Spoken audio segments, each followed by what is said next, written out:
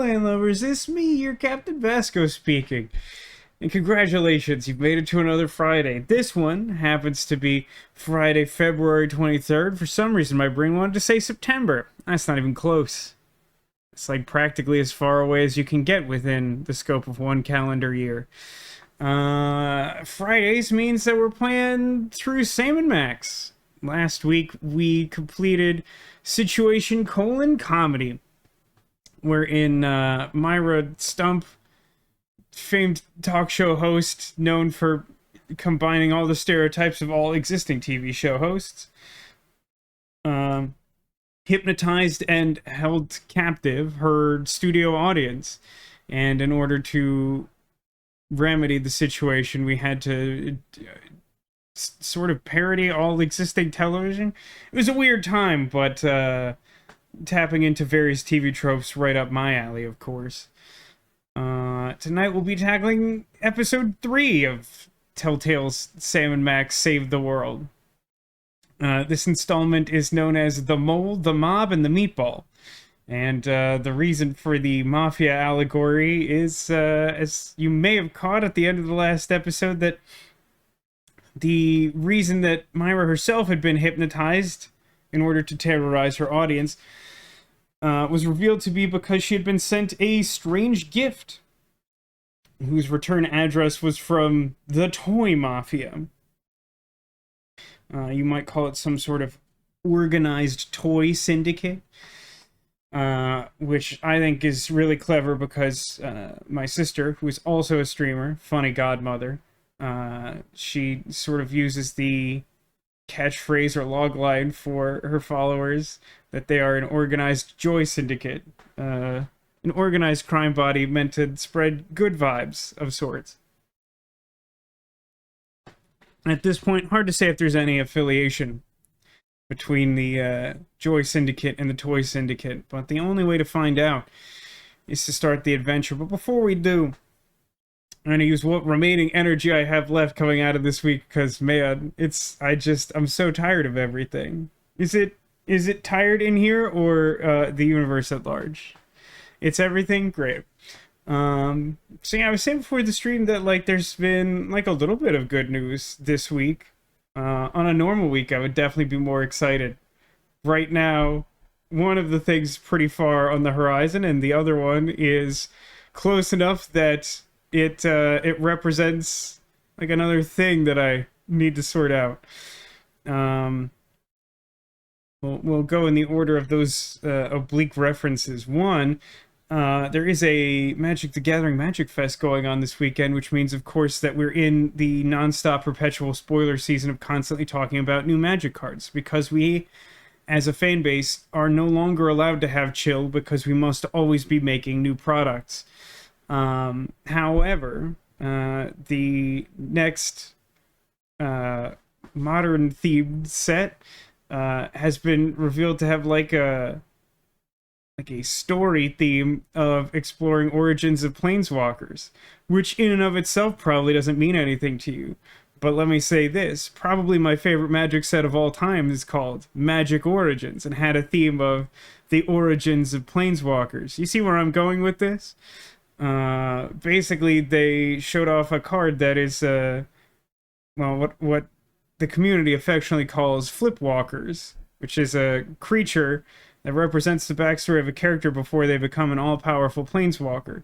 They're essentially my favorite card cycle of all time, and I have decks built around all of the ones that currently exist.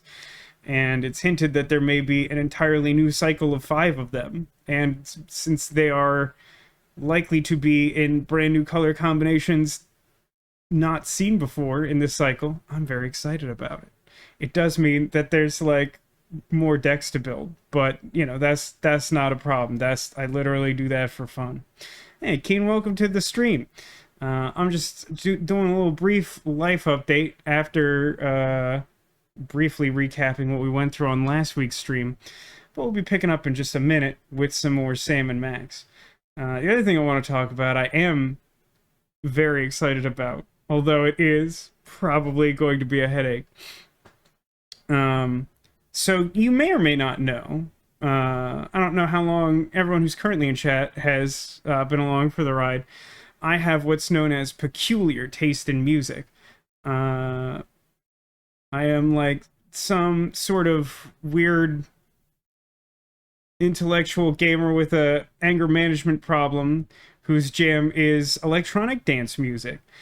Ever since college, when, you know, things like Pandora and YouTube and like just like video streaming in general on the internet picked up, much of my taste in music was dictated by like popular dance music in Europe.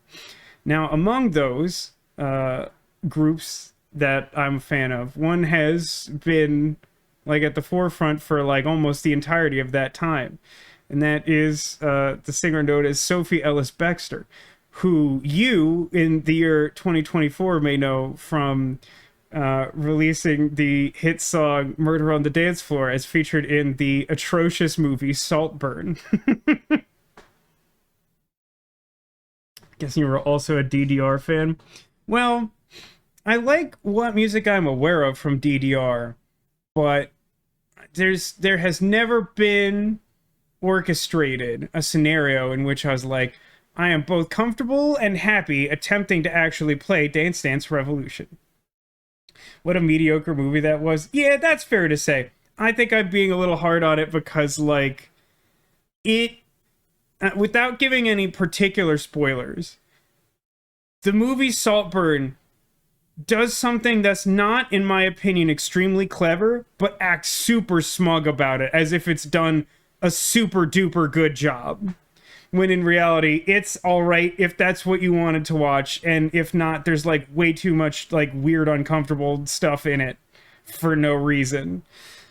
But the important thing is that movie has repopularized and in fact brought to an entirely new, larger audience the song Murder on the Dance Floor, which from the time I was in college through like much of my post-college life was my like single favorite song. Now, the important thing about it is that this means that for the first time ever, Sophie Ellis-Bextor will be touring in the United States.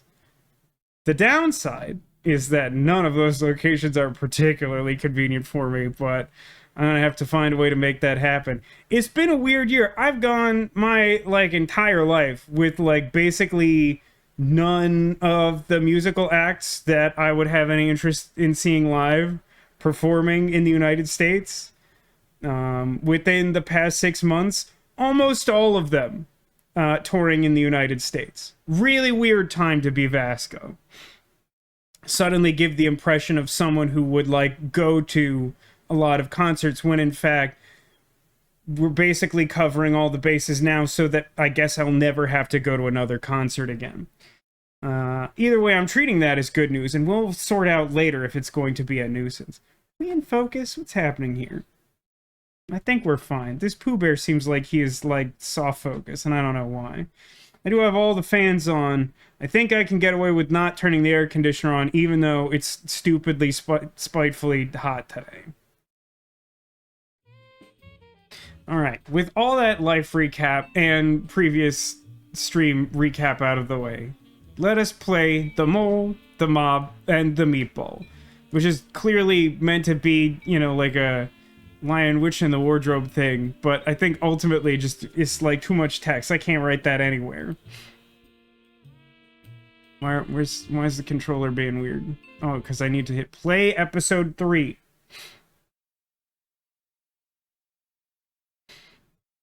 No, it's fine. I mean, frankly, the nature of this terrible air conditioner is that, like, it's not... It'll do a little bit extra on top of the fans, but honestly, the fans as they're positioned do, like, surprisingly close to the maximum amount that can be done given the available technology. That's really interesting.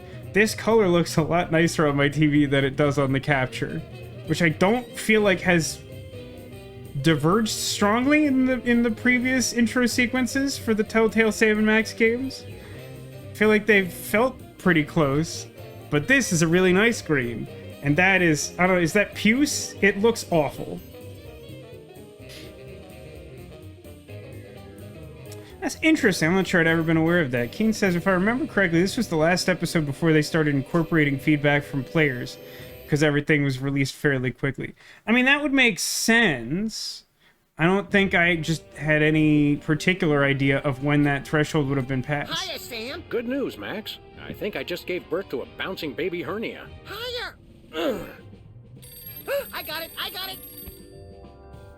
Ow. Hello. Yes, Commissioner? Holy cap-wearing catfish flopping a crime beat. We're on our way. Did he get the notes I sent him? Yes, but he said to stop carving them into the suspects. He can't read them without his bifocals. What if I just write bigger? Forget that, Max. We're after the that most sounds like it could infamous work. organized crime outfit in the city. The Toy Mafia. The cutthroat killers with no respect for human life but an odd predilection for delightful children's toys? The same.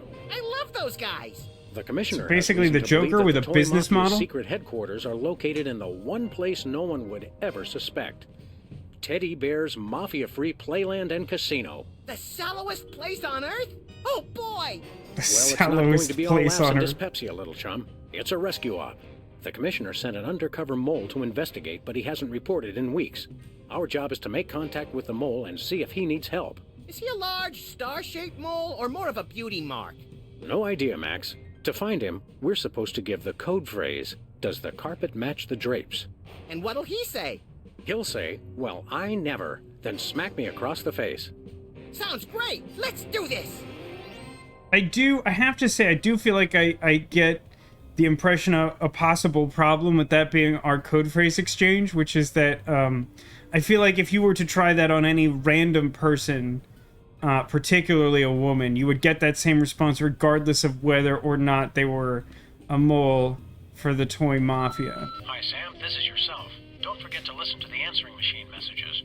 And give Max a smack from me. I don't know, I feel like the intro kind of covered that, but, yeah, that'll do.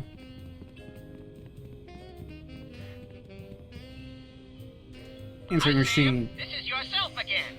Don't forget to erase the answering machine messages before you listen to them.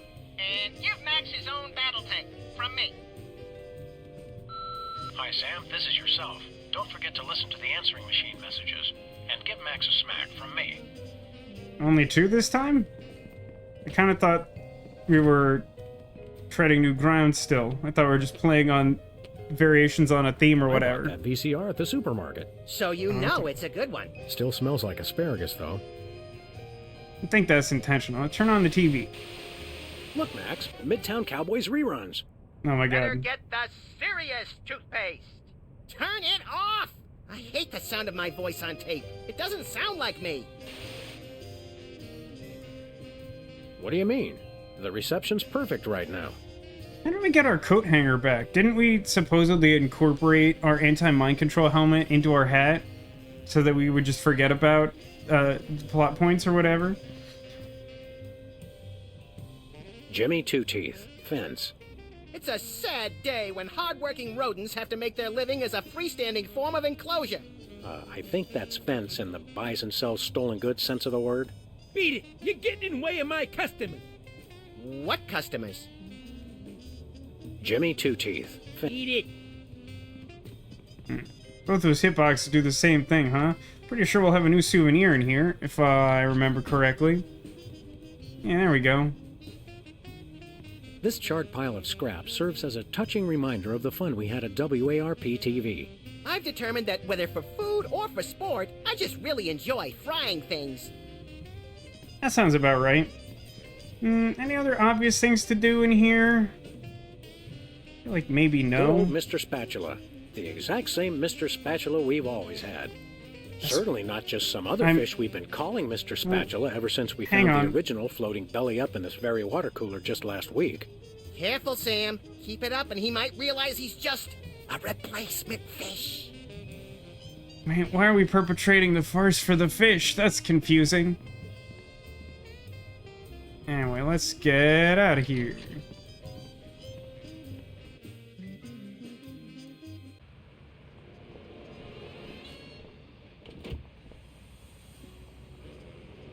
Ah, Where do we want to go first?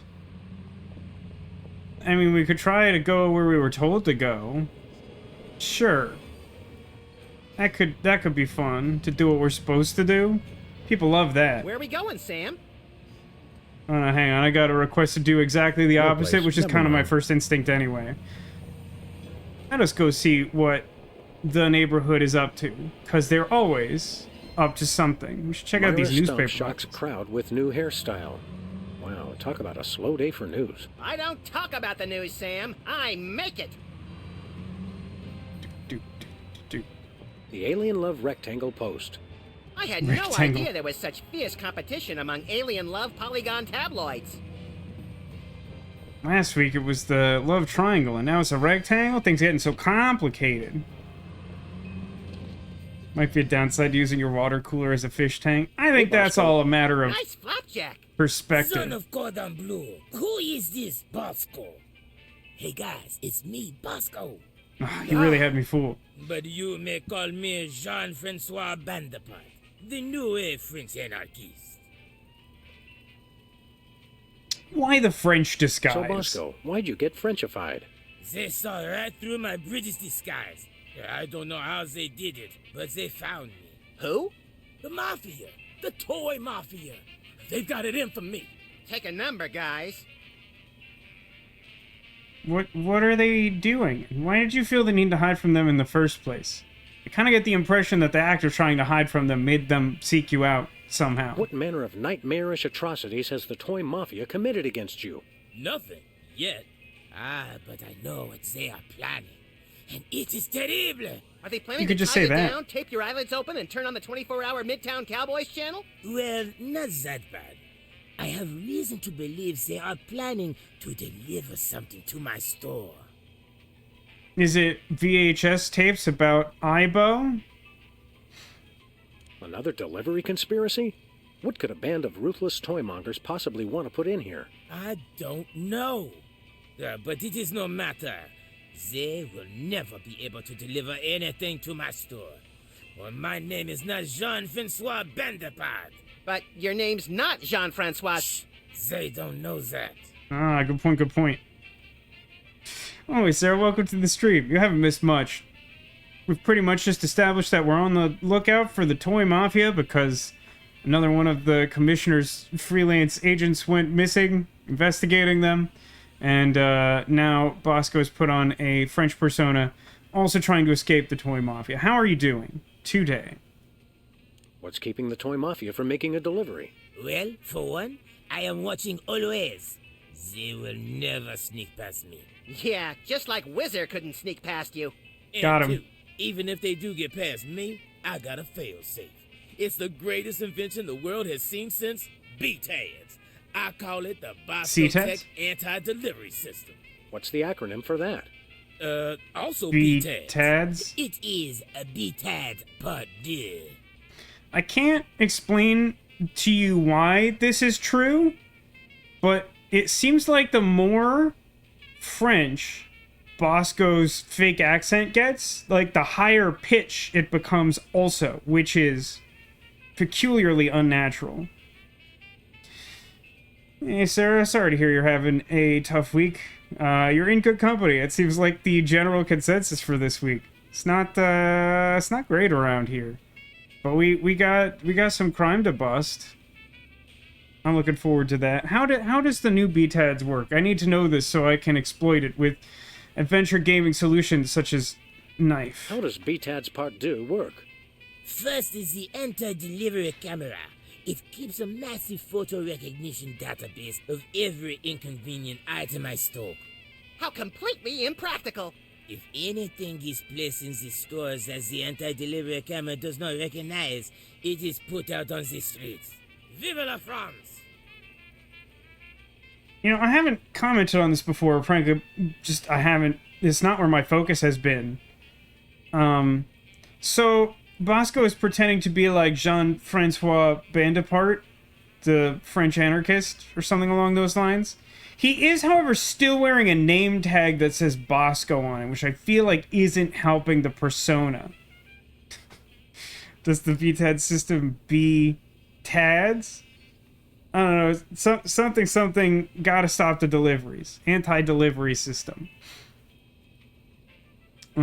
Great. So at some point we have to manipulate the database of all the things in the store.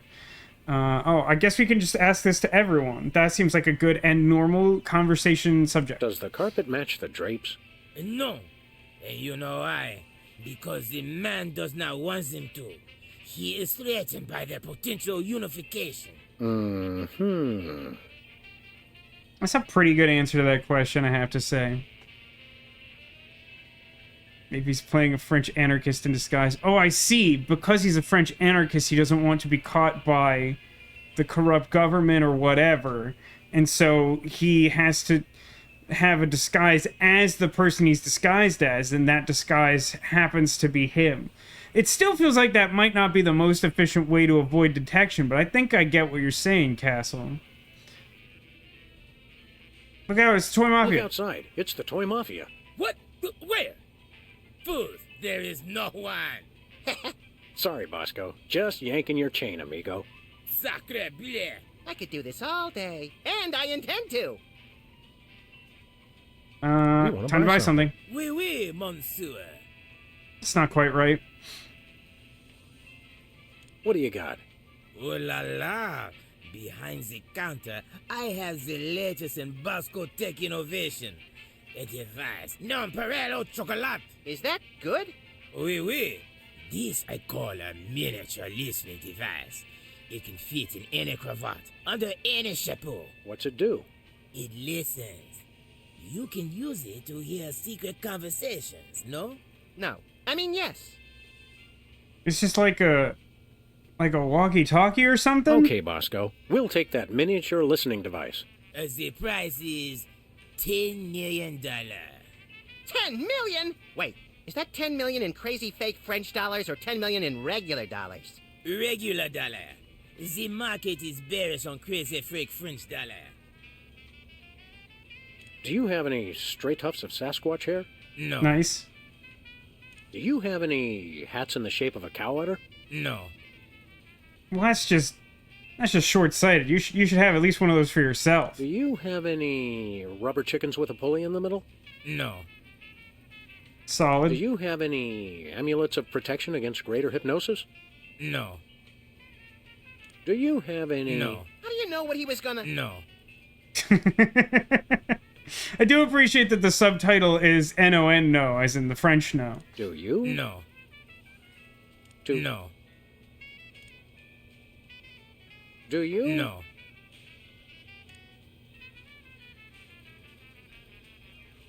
Do you? No. I'm enjoying this much more than I should. Do you have any stray tufts of Sasquatch? Ah, darn. Thought we might get one more for some reason. Nothing for alright. us right now. Zut. Okay, that covers See you later, this. Bosco. I know not this Bosco of whom you speak, but if I see him, I shall bid him au reservoir. Alright, you do that, buddy. Can I do... What does it look like when I try to interact? Okay, something more complicated than that, probably. There's the bathroom. Did something funny happen? Fun! See a big future for Vasco in customer service. Yeah, that seems about right. I feel like that's about the caliber you expect from any customer service call these days.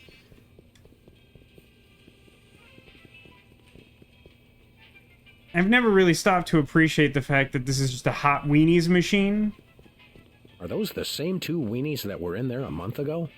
Are you the same two weenies that were in here a month ago? That's a really sick burn. Which is way hotter than those weenies have ever been. I think. So wish that someone could bid her a reservoir. I mean, I'm not exactly up on my auctioneering terminology. If someone bids you a reservoir, does that mean that they're buying it on your behalf at auction? Hang on, what does the sign say this time? Can I look at it? No. I can't quite read it.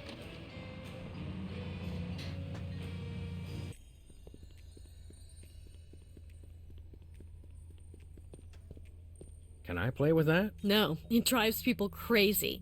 Ooh. Me. Hello, Sam. Hello, Max. Hey, it's our favorite short attention span careerist. This time, I've found the job for me. I've become a professional trial witness. Ah, that seems very plot relevant and not natural at all. What exactly is a professional trial witness? Oh, it's great! We give dramatic testimonies, sequester in ritzy hotels, and order room service in the name of truth and justice. It almost sounds like you're enriching yourself at the expense of this country's overcomplicated legal system. Do you have a problem with that, Mr. Freelance Police? Yeah, why didn't we think of it? Reasonable. Which says, ah, yes, the three genders. Men, women, homicidal lagomorphs. That's definitely like a shorthand for the universe imagined by Steve Purcell that is known as Sam and Max. Why did you do that? Just so you could have all the free stuff like you just said? What led you to decide to become a professional witness? Publishing the Alien Love Triangle Times taught me a lot about the truth, you know? The truth is far out there? Exactly. And then one day I got called for jury duty, and the rest is history. What's your next career gonna be? I wonder if this will actually get a genuine answer that will be executed in the next episode. What's your next career gonna be? Oh, there is no next career. I'm sticking with trial witnessing for good. No, seriously. Any ideas about your next cockamamie profession? I resent that. Do you have your first case yet? No, but I'm waiting for a call from the district attorney. He says he's got something I'd be perfect for. You don't feel uncomfortable getting a case first and then being a witness for it? Not at all. You see, the problem with most trials is that crimes are witnessed by someone who's unprepared for what's going to happen, or who doesn't have sufficient training or skills to accurately remember or relate what happened. With my background and widely varied skill set, I'm perfect. That makes sense. Should I be afraid? Probably. The concerning thing about that is that, like, I feel like there are people in this world who definitely hear that and they're like, ah, of course, that is the problem with the justice system. Does the carpet match the drapes? Interior decorating was like 8 months ago. I'm a trial witness now. That's another pretty good answer to that. Isn't trial witnessing a trifle dangerous? Oh no, we're protected by the truth. We'll be back, Sybil. Bye, boys. Keep one eye on the truth. I imagine that the way you're sort of, like, meant to play these cases is to, like, do whatever the commissioner says right away and then get the background from the other characters. Because, like, if you're a savvy adventure gamer, you'll sort of get, like, advanced tips about, you know, like, what the case is about or whatever. Not that it makes a big difference, really. Yeah, I know. I really wasn't sure what kind of response Sybil would give to our code phrase. But so far, she seems like the person most likely to shoot us with a gun, which is like a thing that kind of just happens in this world. Teddy Bear's mafia-free playland and casino. Goody! The sallowest place on Earth. Genuinely have no recollection of how we're meant to get 10... No, wait, maybe I do have a vague idea of how we would get $10 million this time around.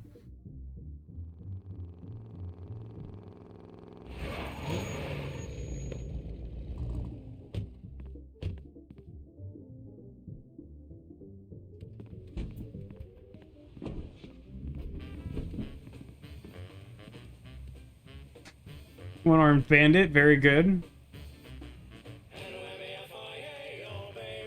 Welcome, welcome, generous friends. Days and weeks and tokens to spend. We're just regular businessmen. Teddy Bear. Welcome to Teddy Bear's mafia-free playland and casino. That face. My name's Lovey Bear. Boy, do we have some fun and games for you. Here, take this token amount of tokens as our way of saying welcome, and go spend a lot of money. It's just something they've totally nailed about, like, definitely protesting too much about the whole no mafia thing. It's like literally the start of the song that greets you. Oh man, that machine in the background. It's Whack-A-Rat. Just like from Sam & Max Hit the Road. I am not sure that I paid attention to that the last time I played this game. No, nothing shady here at all. Why would you even bring that up? Keen says, really makes you wonder about all the other places that don't say they're mafia-free. You should constantly be alert to that. Because if they don't say that they're mafia-free and there's mafia there, it's entrapment or something. Listen, no one knows how entrapment works. But maybe Sybil will tell me now that she's like a career witness or whatever. Holy domesticated Ursons, Max. Lovey Bear here's got the same head as that hypnotic teddy bear from Myra's talk show. You think that little talk show bear had a litter of giant babies? I don't Could be know, the other way Max. around. Call it canine intuition, but I think our mole discovered something about these teddy bears he shouldn't have. We've got to find him and get to the bottom of this. You're lucky this mask doesn't have ear holes, or I was might gonna have say. heard that secret conversation you just had right in front of me. What? Sorry, I wasn't listening. Oh, God. Yeah, it's so good. It disappoints me that there aren't more people who are in a position to appreciate the greatness that is Sam & Max. The deceptive thing, I think, about the Sam & Max world at large is, like, I feel like they say a lot of quotable sorts of things, but, like, you get hit with so many different bits that are so clever and funny that, like, by the end of even just, like, a 2 to 3 hour installment of the game, you're, like, too overloaded to remember anything. Other than the fantastic exchange about, like, oh, this is the cow we've been hiding in our apartment for months. Yeah, we put a lampshade on his head, so you'd think he was someone else. You give tokens to first-time customers? That's right. Go on, enjoy, live a little. It just Go seems on. like bad business sense. Okay, tell you what. 13 hours from now, when you're trying to pawn your little friend here to pay off the VIG, we can talk then about bad business sense. Okay, we'll come back then. Pencil it into my calendar. I hear you have a mole problem? Hey, it's a genetic condition. You should have seen my father's back. Holy cow, I'm actually being too subtle. First time that's ever happened. Maybe I should just stick to the code phrase. Does the carpet match the drapes? If Don Ted E. Bear says so, they do. Don Teddy Bear? I thought this place was mafia-free. That's right, kiddies. 100% mafia-free. No mafia anywheres. Come on, True. It's no mafia anywhere. Everyone calm down. People in chat seem to have suspicions about mafia, but they've been very, very clear and forthcoming about the lack of mafia in this place. Just glad the rights reverted to Purcell and we're not stuck with LucasArts, Disney, etc. forever. I agree. Although, you know, I do hope that there are more opportunities for future Sam & Max. I know we're, like, not that far off from when the rights probably reverted. I don't know exactly when that happened, but, you know. Telltale's closure wasn't that long ago. I mean, it's a few years now, but I don't know, you know, how much of, like, bankruptcy proceedings or whatever have to clear before that type of thing is resolved. We're looking for somebody who works here. Look, I just greet the guests. You want to know who works here? Talk to Don Ted E. Bear. He's in charge. Where's the Don? He's got, business in the back room. You know what I mean? What kind of business? Yeah, the kind of business that gets said like it's got quote marks around it, so's you know not to ask. This guy's very good. We're looking for somebody who works here. Just talk to Ted E. Bear in the back room. He knows everyone. Okay, that's just Thanks, a refresher Lovey Bear. question. Enjoy, and remember, if you're not losing, we're not winning. Yeah, I mean, I guess. Whack the rats. These son. rats are gonna pop up, see? If the rat's keeping his mouth shut, you don't touch him. But if that rat's singing, you put a bullet in his head. Cause a mistrial and win a souvenir magnet. Probably do need that, huh? Right, root through this trash? No adventure game prizes there? Teddy bears is oodles of fun. Slops and sandwiches and poker and Some of the eyes are drooping.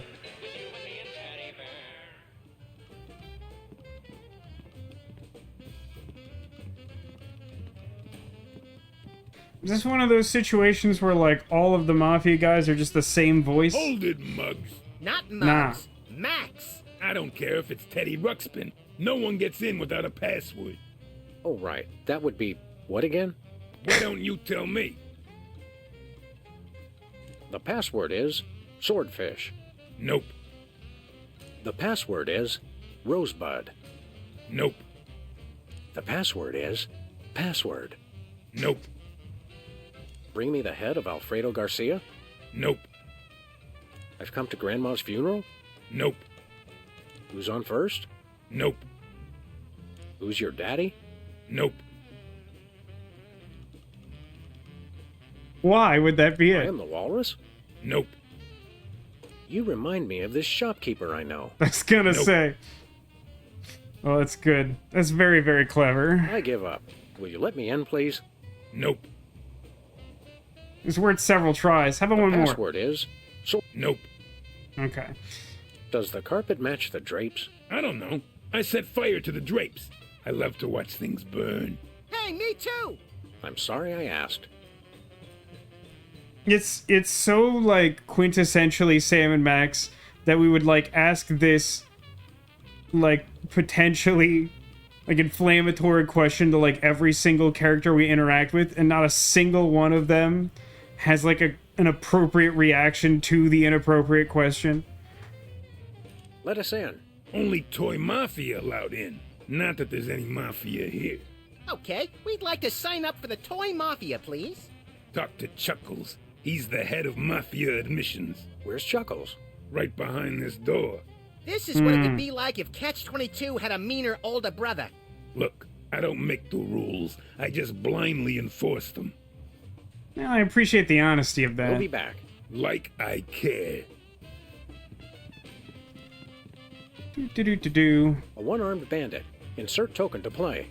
You see that, Sam? It's a little play on the well-known colloquialism for slot machine. The fun just never stops at Teddy Bear's. Oh man, there's like a little train going around on the right.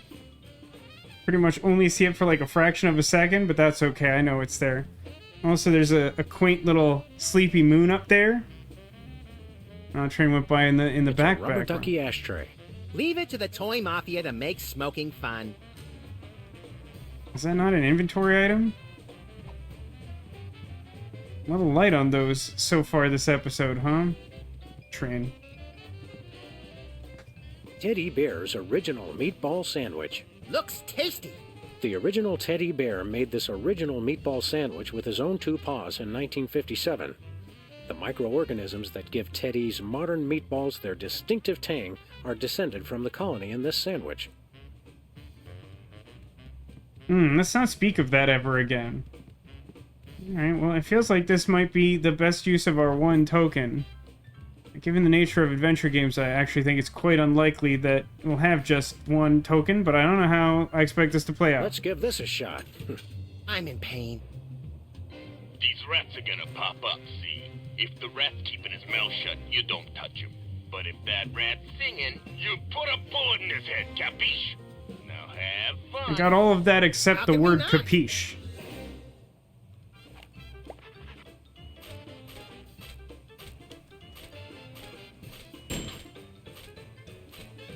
Squeak, squeak. Oh boy, these controls are bad. This is a thing that's definitely worse on console.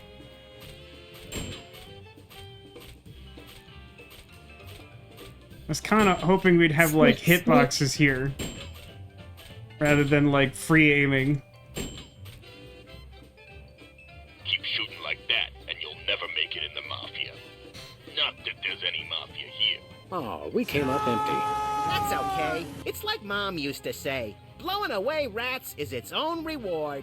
A wise woman. It's fine. For some reason, I didn't spend my one token doing that. Look, Max, it's a beloved carnival game. What better way to... Note, please supply your own firearm. We always do. Insert token to play.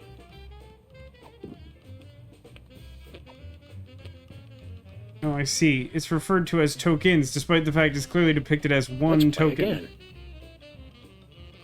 Alright, place your bets. How many attempts is this gonna take?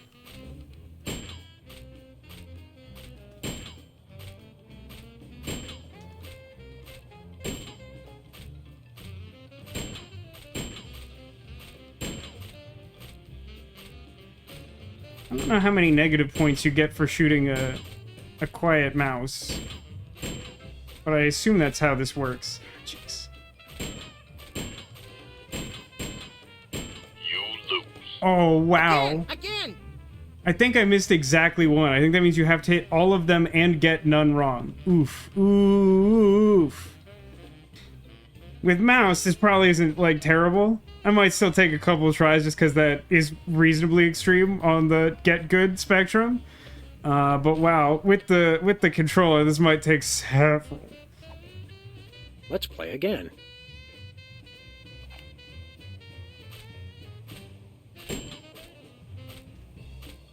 Oh, fudge. Can I leave? Hello? No, okay, that's great. Now I just sit here because I can't possibly win. That's fun. I'm not a big fan of that particular way. Like, it's not like a big deal, but like, it's just like, if you miss one and then you immediately lose, then why can I not quit? Squeak, squeak. That's the real issue I have here. Like, it's fine to make it so you can't miss a single one. Again! But if that's the case, then you should probably let me quit if I miss a single one, because I have no need to try and shoot more rats, then, is how that works. Let's play again.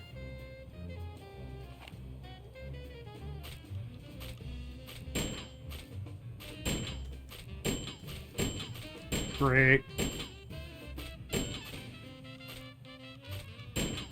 Oh my god, it's so bad.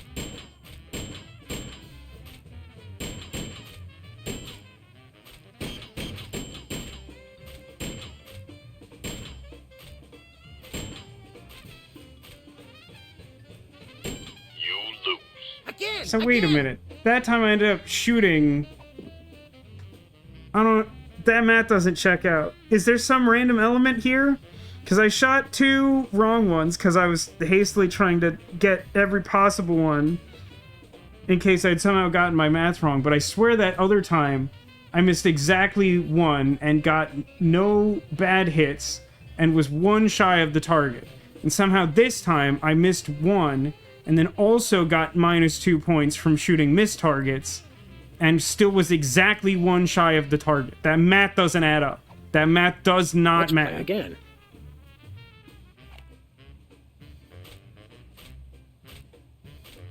Oh my god. Squeak, squeak.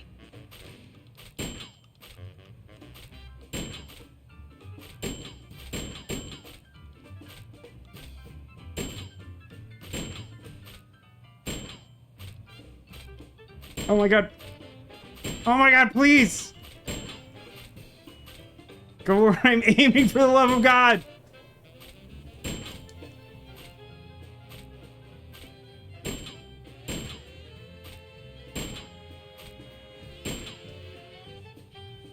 Nice shooting, kid. There's My high definitely school guidance some counselor weird was right. random element I there. should have become a mafia hitman. Look, there's the prize! As advertised, it's an almost entirely worthless teddy bear refrigerator magnet. Hey, let's find someone with a metal plate in their skull and redecorate their forehead. Oh, Max, you really know how to find the bright side of everything, don't you? Yes, I do. Now let's go shoot something. We just did that. It's funny that that's worthy of a trophy. I feel like that in and of itself is an indicator that we realize this is not a great experience on a controller. Like, that's like a fairly trivial, if unimpressive minigame for mouse and keyboard, but like, oh my god, that was torturous on controller. Alright, so something tells me that I want to put this magnet on this guy. Magnet wouldn't look good there. I feel like I need to do something to Magnet wouldn't look good miscalibrate there. this game so that I can win at it. Maybe I'll learn something about it by spending my infinite single token.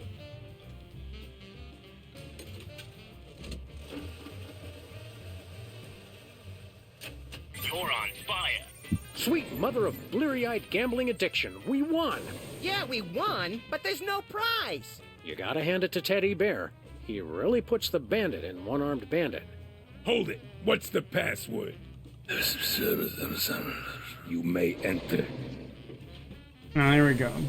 So I need the listening device to get the password to go back there.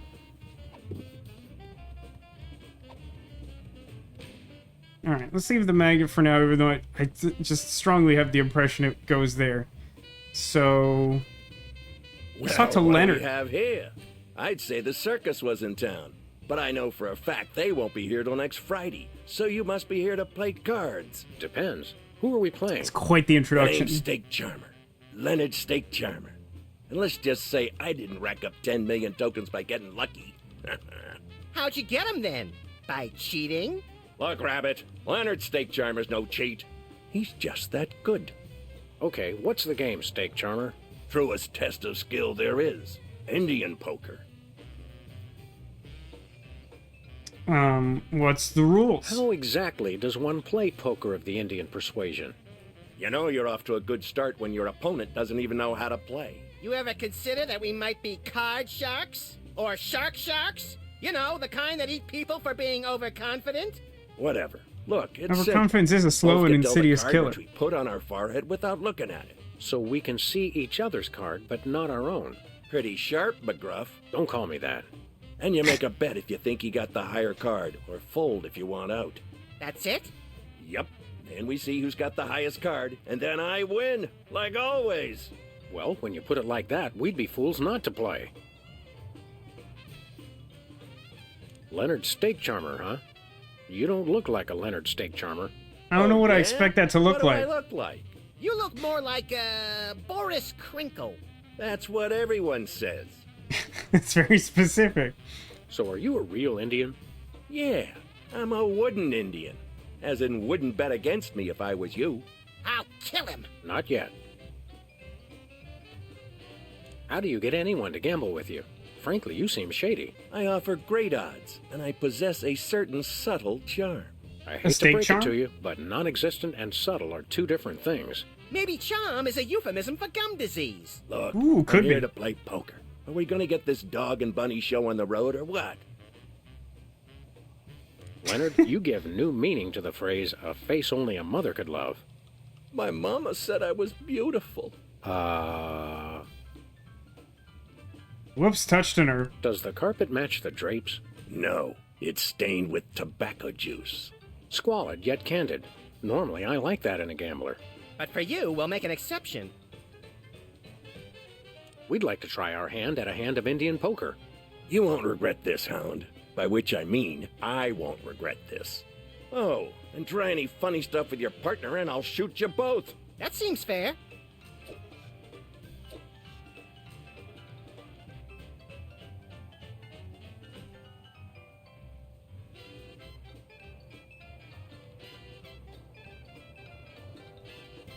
I got 10 million tokens says I got a better card than you. I'm betting it all. Sweet second mortgages on a summer home. We can't match that. Tell you what, Pooch. I'm feeling so confident. I'll give you 10 million to 1 odds. Just bet 1 token and you can win the whole pot. Those are mighty good odds. No, they ain't, Deputy Dog, because I never lose. Ha ha ha. So, you in or out? We're gonna have to fold on this one, despite our endless supply of single Too token. rich for my blood. Did someone say blood? What? I win again. That one was for you, Mama.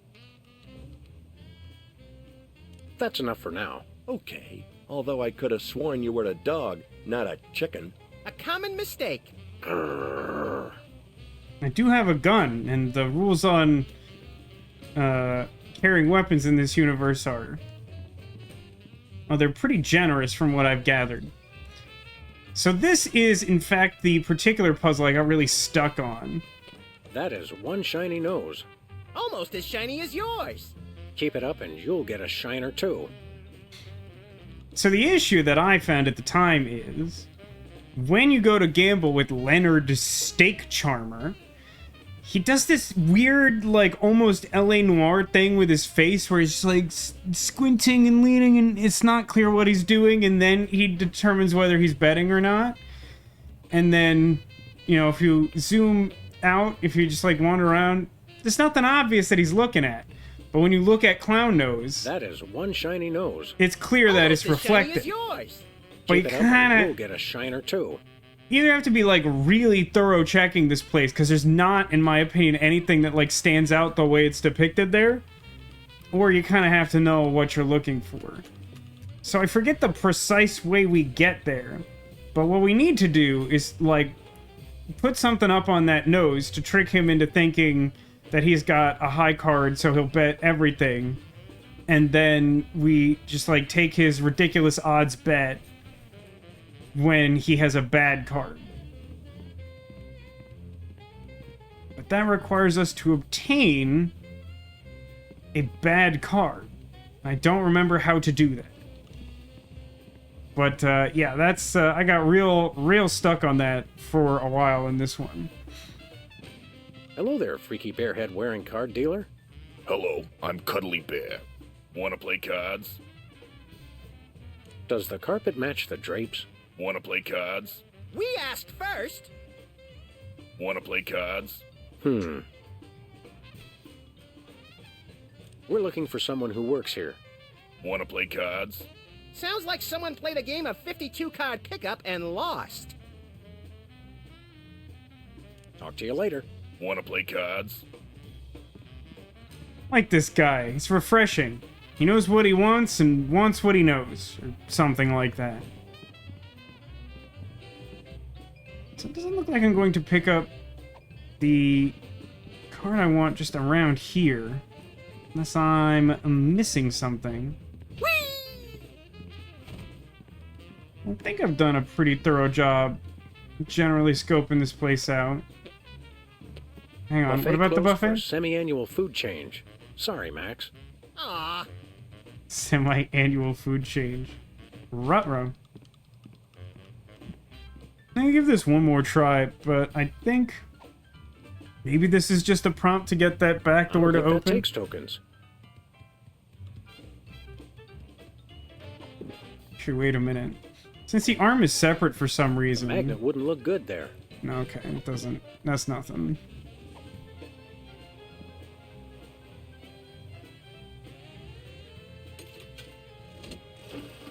It's a bit of a one-trick Teddy. Yeah, but, you know, sometimes it's good to specialize. Still no prize. We're wasting our money, Sam. Hold it. What's the password? So in order to be able to do this, we need $10 million, which we get by gambling. In order to do that, we'll need a playing card. I think we'll need to go check some other place out.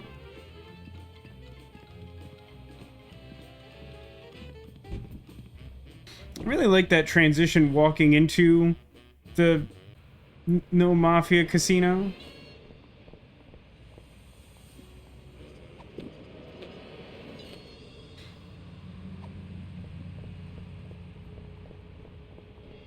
Here's a random thought. Do we think that the presence of this low-quality magnet will disrupt BTAD's Part 2? Bonjour.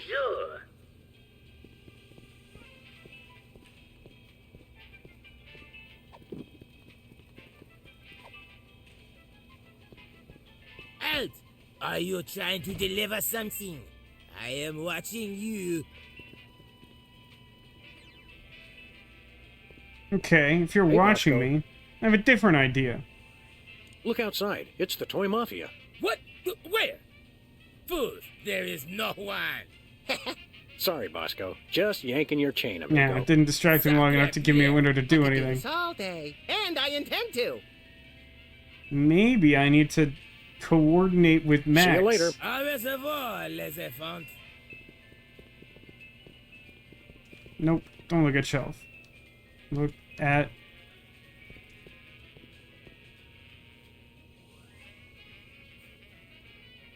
Bosco sure keeps a sharp eye on his store, doesn't he? You said it. This store and ludicrously convoluted conspiracy theories are the only things he really cares about. This new anti-delivery system of Bosco's is interesting. I feel the distinct urge to break it, but then I feel that about a lot of things. It's a good instinct, I feel, in this world that we live in. How much more inconvenient can this place get? It's not that inconvenient. Hey, Letters, welcome to the stream. I think How's it anyone who going? wants to buy a blue sludgy should have to provide a urine test. I mean, what have they got Thank to you hide? for the raid. It's always the cute and cuddly ones that go fascist the fastest. Bosco isn't really fooling anyone, is he? Nope. I knew he was French all along. Magic Shuffler was playing bully. Yeah, it's a familiar sensation. I'm sorry to hear it, though. Have you seen any of the new announcements and spoilers to come out of MagicCon Chicago? I was talking about one of them earlier. I'm a big fan of the Flip Planeswalkers, and they revealed one for Johnny, who is one of my favorite Planeswalkers. He's pretty medium, to be honest, but I'm still pretty excited about him. He cares about cats. Time to make a red-white cats deck for some reason. There's like a lot of new stuff today because we're also like deep in the Universes Beyond Fallout spoiler season. So there's like a bunch of new stuff from some upcoming sets. Oh yeah, also, I didn't mention this before. I forget the name of it because it doesn't stick yet. But like one of the upcoming sets is just like, I think it's supposed to be similar to like, you're thinking of the right thing, Redwall? Well, it's like the fictional world that's like all like full of fanciful like animal people that are like kind of cute. It's all based on that, or like a similar concept. And man, there's some fantastic looking art coming out of that set. It's like right up my alley. It's kind of like a cute Magic set for the first time.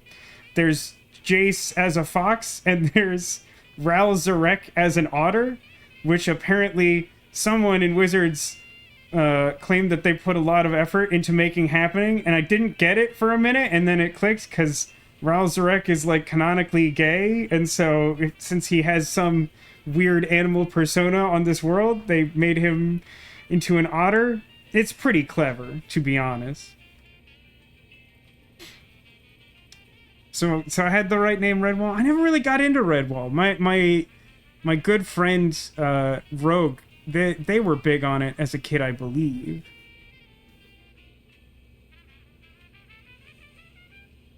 If the Messiah was a mouse, you have Redwall.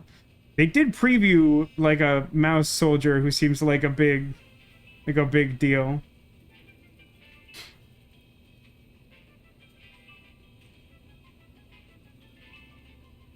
Shall I we feel like I'm Let's do. missing some intermediate step of some importance here. I'm also like pretty light on things to try doing, frankly. Luckily, Beatheads doesn't stop me from having a gun anymore. What are you doing? Why must people bulletproof their cameras? Can't we all get along? I had to read the extended Redwall novels, but was really only interested in the main Redwall story. I get that. That makes sense to me. Obviously, I am not extremely familiar with Redwall, but for example, for a topical example, I gave something of an effort to trying to get into what is it Book of Korra? Is the like pseudo sequel to Avatar: The Last Airbender? Because like I finally watched Avatar: The Last Airbender like in like 2020 or something like that. I had seen like bits and pieces up till then, but I'd never watched the whole thing through. And then when I did that, I tried watching Book of Korra, and like, I don't know, I watched like half a dozen episodes, and it like really didn't hit me the same way. Legend of Korra, thank you, Letters. And that's not to say that it's bad. I was like not interested in watching it. Much like I'm not particularly interested in watching the live action adaptation that Netflix just put out. It's like I'm not like the biggest, most hardcore fan of Avatar: The Last Airbender, but I did enjoy it. It's very good. And just like basically every single thing I've heard or seen about it just feels like it's objectively lesser, if not outright frustrating. I appreciate that perspective. Letter says a lot of people do like Korra, but she wasn't a fan because she didn't like Korra. That I think that's a big part of like why I was struggling to get into it when I was trying. Is just like I appreciate that they made her character like very different from like Aang as an avatar, but like I didn't like her at all. So like I wasn't like relating to her struggles from what I saw. Yeah, Korra has more, like, adult story and more, like, gray morality. I feel like I have that impression. I know that I constantly see this clip circulating of someone, like, being, like, drowned using water bending or something. It's like, yeah, it's a little darker for sure. Maybe we need to talk to Jimmy Two Teeth? They're clearly something about him being a fence, but I don't really have anything to sell right now. At this precise moment... unclear what my chief motivation is. So obviously I have to rig that game of poker, and I have a reasonably clear idea of how to do it. But I don't have the materials needed to do it. I also need to sabotage that security system, although I don't even know what the end result of that will be. It's just like a thing that as a sociopathic adventure game protagonist, I know I must do because the game is telling me that this character really doesn't want me to do it. Jimmy Two Teeth, fence. It's a sad day when hard work... No, it's the same joke as before. Any hints on TV? Look, Max, Midtown Cowboys... No, it's the same joke as before. Can I call someone? Hello. Yes? Yes? Holy mace-wielding Minotaur Kings! I'd watch that. Nobody. Just practicing for next time. You do have a pretty sweet magnet. I do. I don't know what to do with it. Of the things that are immediately available to me, it seems like it would be most useful in sabotaging Bosco's camera. But I can't seem to distract him sufficiently to do that. Maybe I should spend more time in the store seeing if I could sabotage something to, like, properly distract him. But I'm just gonna check on Sybil as well while I'm already out here. I don't think anything will have changed with her, though. Any idea what your first case is going to be about? No, but it doesn't really matter. It's a flat fee system. We'll be back. Bye, boys. Professional trial witness, it just seems like we probably don't want that in our justice system.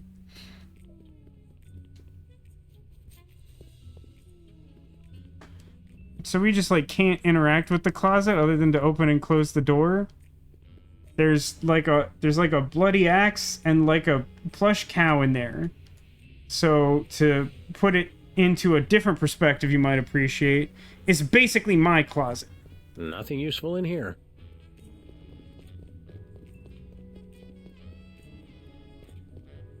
Well, maybe I'll have to talk to Max inside the No Mafia casino to see if he'll just give me an overt hint that I need.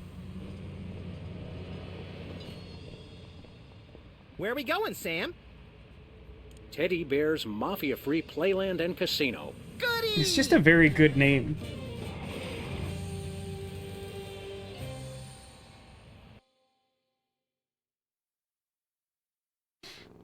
Oh yeah, but touching on the flip planeswalkers, so the fact that the one that we've seen is an enemy-colored planeswalker, Red, White, and Johnny. Mafia-Free Playland and Casino. Step right up, kiddies. We got fun and games. So enthusiastic. How could you not want to play? There's the potential that if it is a full cycle of flip planeswalkers that we might get flip Vraska, which would be amazing. I would love flip Vraska. I just hope she's not Kithian bad, because flip Kithian is really awful. Hey, here's a random idea. What if I put my magnet on this important meatball sandwich? The magnet wouldn't look good there. Okay, I'm really not clear on why I want the magnet, but I earned it fair and square by intense trial and error.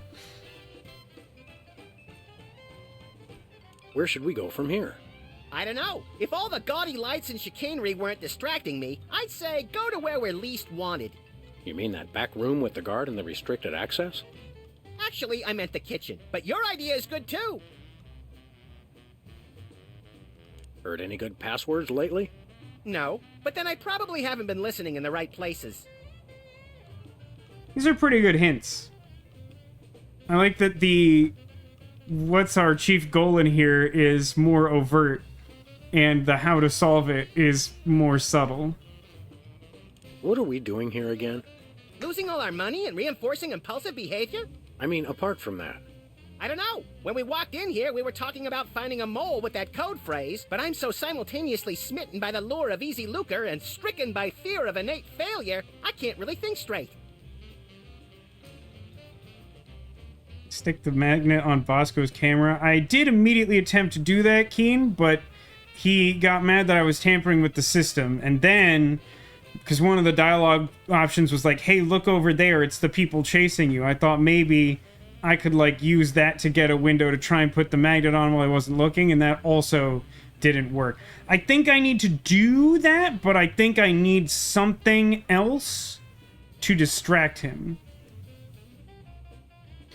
It says there was a mysterious hooded figure using mind magic in Murders in Karlov Manor.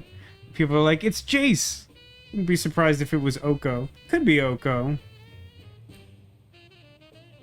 Yeah, a lot of people were commenting on the fact that Oko's son has been in every set lately. Oko is confirmed for Thunder Junction, as is his son, and people seem to think that his story will finally matter. The main criticism people have is he just keeps showing up in sets and doesn't seem to matter at all.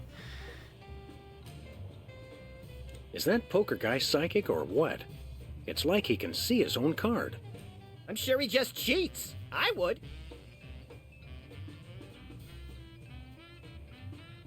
How do you win when the other guy cheats? Cheat better. Better? Yeah, I've played an adventure game or two. Let's wallow in casino. I've got a couple of rabbit's feet for luck. Do those apply luck while still attached to the rabbit? What happens if I just shoot the meatball?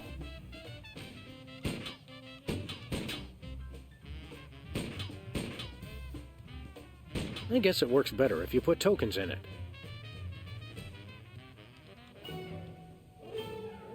Holyoke, Massachusetts. Try that again, Mug, and we'll fill you with so many holes your little friend will be able to store his straw collection. Could you make them small enough to drain pasta? Because I think I just lost the colander. I'm just gonna put this gun away and make it a point to never do that again. How's that sound?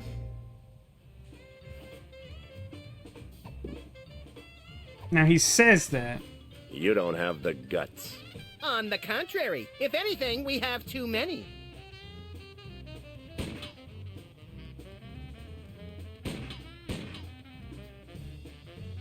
Tempting sometimes. You know, I really thought I would get not stuck in this after recalling largely how to solve that issue. Here's a thought. Do I have to steal a Hello, card Cuddly Bear. from the game cards? somehow? You want to play We'd like cards? to develop a gambling addiction, starting now. Back for a little more public humiliation? Just a little more. Deal.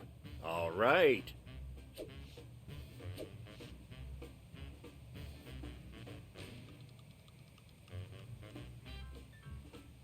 See, look at him do his L.A. Noire thing.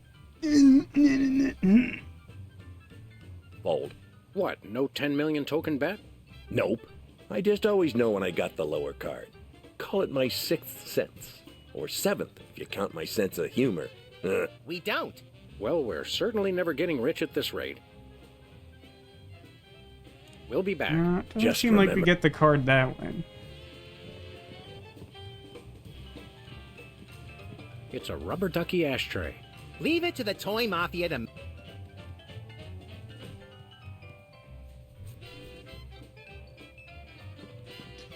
This must be a case where I'm missing, like, one thing to cast to, like, jumpstart everything.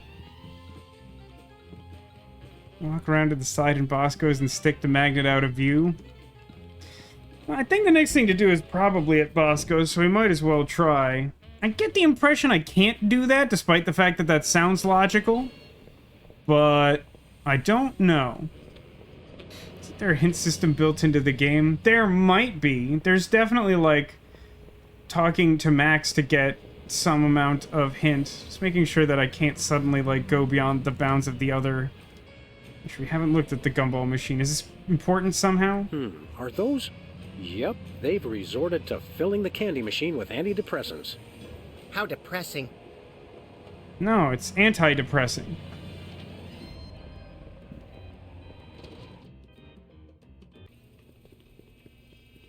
Bonjour.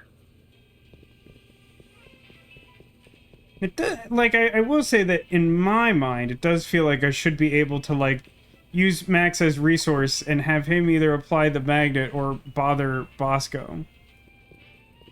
Yeah, he like, steps around to where he can be seen. Are you trying to deliver something? I am watching you.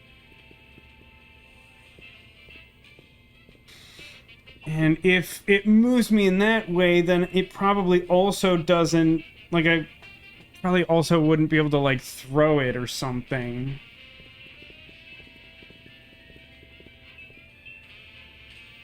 If I put my gun in the microwave, that's like a normal adventure game solution, right? Hey. Ah.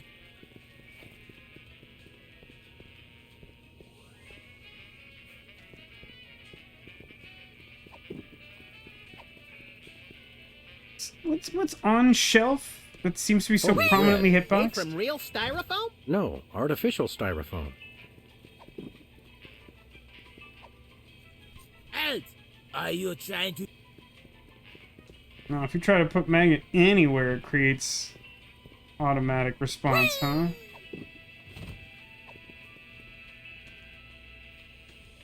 Alt, are you... What if I I'd put... rather keep it to myself. Can I put the magnet on Max or something? I'd rather keep it to myself.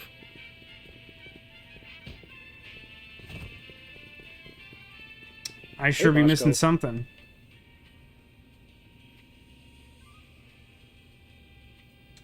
Okay, we don't have switch Look character or outside. anything It's like the that. Toy Mafia. What? Where? Fools, there is no one. Sacre I could bleu. do this all day. The fact that Max has that response makes it seem like I should be able to do something. See you with later. it. Au reservoir. Just give the magnet to Bosco. I feel like even if he accepted it, that wouldn't do I'd anything. rather keep it to myself. Alt. I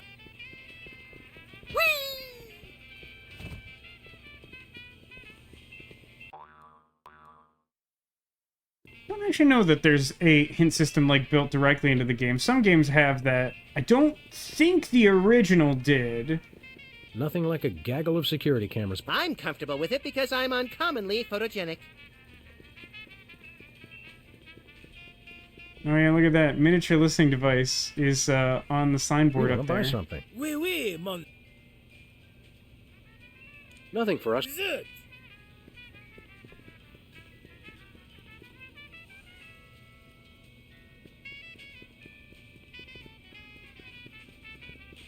Be in settings. I don't think it's in settings.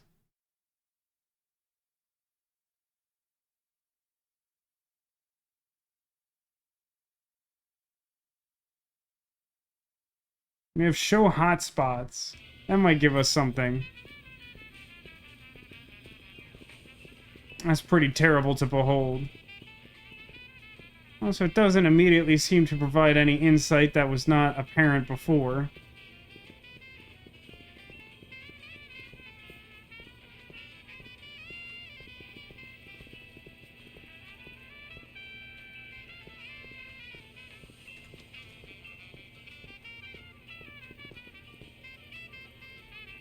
Well, I'm getting the sense that no one else has any ideas that haven't been proposed. And I can try going back to the casino and see if there's like an I once unnoticed hid in that hitbox dumpster to there. escape a rampaging gorilla. I still don't know how she got out of the office. I was sure I locked the door. It hasn't changed since episode 1.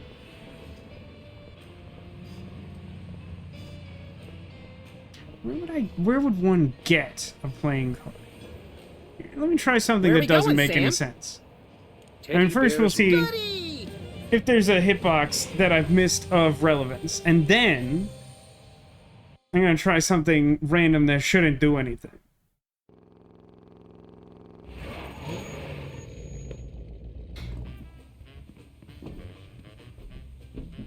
Welcome to Teddy Bears. You know what? Home of the losingest slots in town. So what do we got? Sandwich, door, clown nose, guard, the 2 hitboxes for the Whack Rats game. These like rubber duck ashtrays? I mean, this is all stuff I've already been looking at. And try just like straight up applying magnet to nose? I don't feel like that lets me win. I feel like in theory that could make him not cheat. The magnet wouldn't look good there.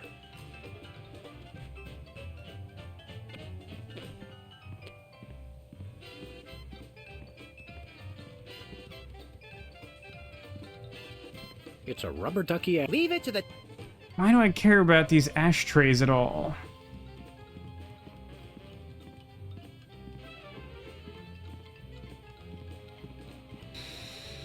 I mean, the character in The Office who fences things, like, isn't talking to me. It's all just, like, stock introductory responses.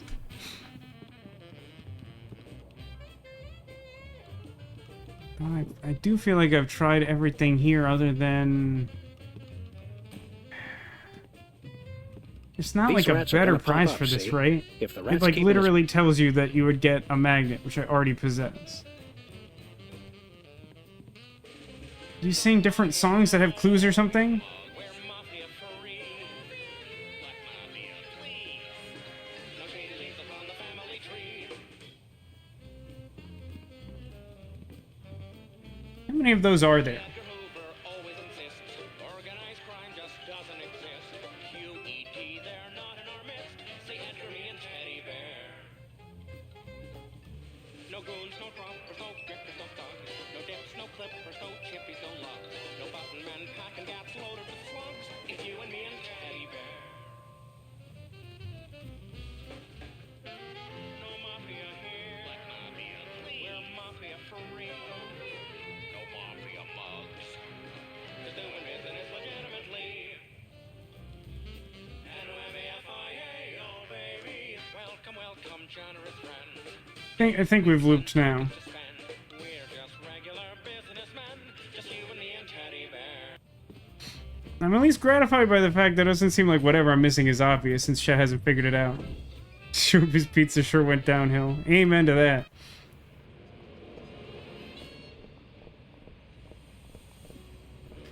Time to grind hotspots. The problem is that, like, none of the known hotspots seem to have any kind of like, there's probably too many hotspots to literally grind everything, I think. I mean, just look at this room. Wait a minute. Oh, I'm so stupid. I mean, at the same time, this is really obtuse. How did the chapter start? We were throwing Max into the air, and he was trying to throw cards into the trash can. How ironic. Is that really not it? I feel like that should be it. The drawers are just painted on to make the desk seem useful. Did the card go somewhere else?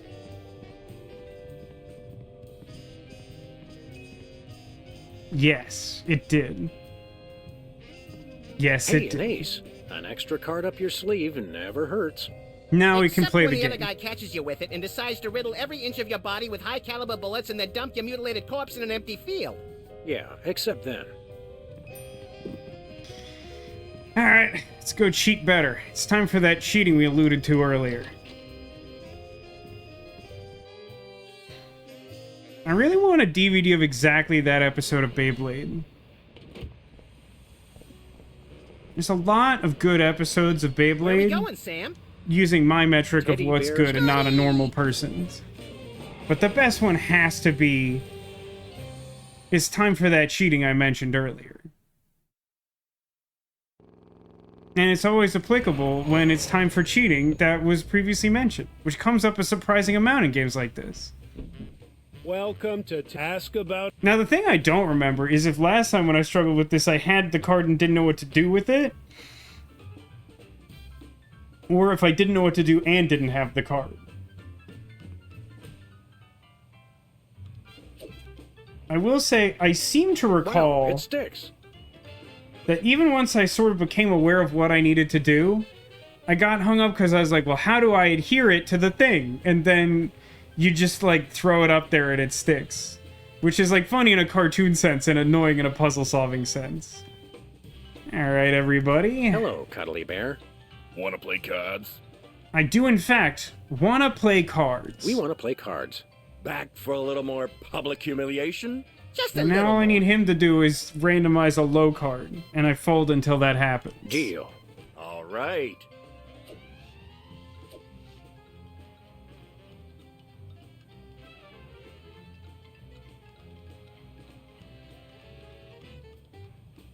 So you should conclude that he's good. I'm betting all 10 million, and you only gotta bet one. So, you in or out? Sure, we'll bet a token. Sorry, Fido. You lose. The dog wins. What? You cheated me! What are you talking about, Leonard? How did we cheat? You... Pay up, Steak Charmer. Mama, why weren't you watching over me? I'm ruined. Let's go, Max. Leonard and Classic his dead mother adventure need game some alone puzzle. time right now. Ruined a guy's life for some money. Let's go see if we can play Whack-the-Rats 10 million times in a row without passing out. Well, now that we have $10 million in some sort of currency, let's go back to Bosco's again. Everyone's favorite location to check 6 times. I guess I'll just never not get hung up on this. In fairness, it's a slightly obtuse combination of things to get there. Luckily, I remembered what I think is the hardest part of that whole exchange.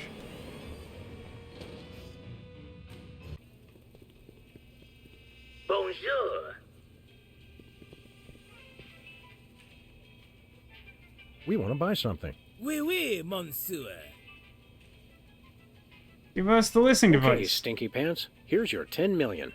By the sacred stench of St. Gainsbourg. These are not American dollars. No, but there are 10 million of them. Well, the prizes at Teddy Bears can be quite useful.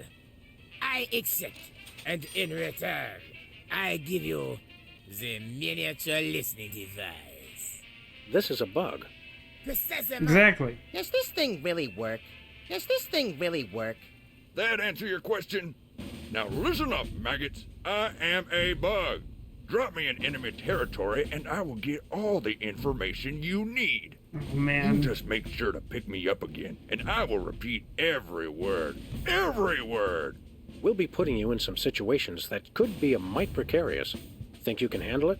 I was in Nam, boy! You don't want to know what I've been through. They slaughtered ladybugs. Ladybugs! And that's not all. I seen them kill larvae. Larvae! So yeah, I think I can handle it. Now I need some shut-eye before the mission. Put me in your pocket. In your pocket! Move, maggot! Sir, yes, sir. I feel like this can be used to get, like, an almost limitless number of optional, like, dialogue jokes. Can I just, like, use these on every character in the game? I don't spy on Bosco. We've got an understanding. You understand that? Sir, yes, sir. Fair enough. Can I use you to spy on Max? I don't think we have boundaries. We're not that kind of friends. Nah. Well, it does narrow it down, but we should probably be able to spy on Sybil, maybe? Or maybe the game doesn't actually want me to spend a bunch of time accomplishing nothing? hard to say.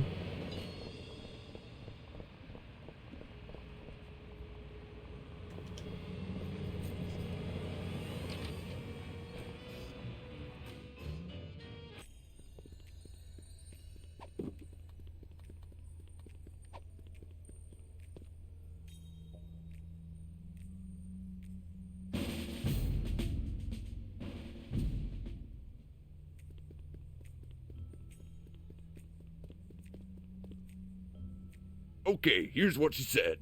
This is a really nice desk. I wonder how old it is. Thank you, sir.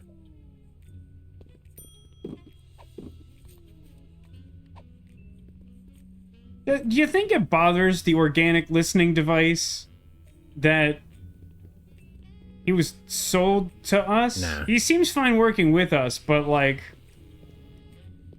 it's a little uncomfortable, you know?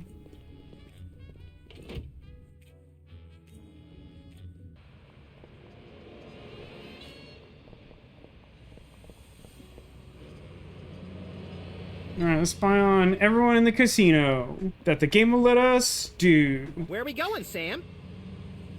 Sure, he gets a cut. That's probably a good point. What do you think he spends the money Teddy on? Bear's mafia-free playland and casino. Goody! I mean, this is a society where dog and homicidal lagomorph can just sort of, like, operate like adults. So, like, what do you think the cockroach does with some fraction of 10 million Welcome play tokens? to Teddy Bear's Mafia-Free Playland and Casino. That's us, where the Mafia plays for free. The Mafia plays for free and then no Mafia playland and casino? I think it's lettuce because bugs love lettuce. Ah, another reason for me not to keep lettuce handy. Do bugs love lettuce more than they like other produce? Genuinely don't think I know this. I like his little character model. Looks almost like a Pokemon.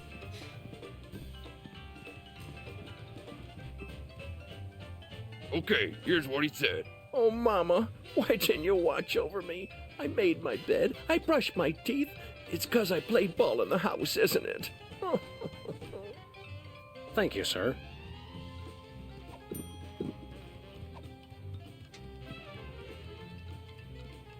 Place your bets. What do you think the dealer says if we spy on him?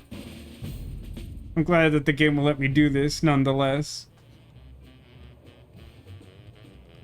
Do feel like there might be a more convenient way to retrieve the bug than, like, Okay, literally here's what selecting he it said. again. Man, I really need to pick my schnoz right now. Thank you, sir. No, well, they got me pretty good. I thought we were gonna go front door on that one. Wanna play cards?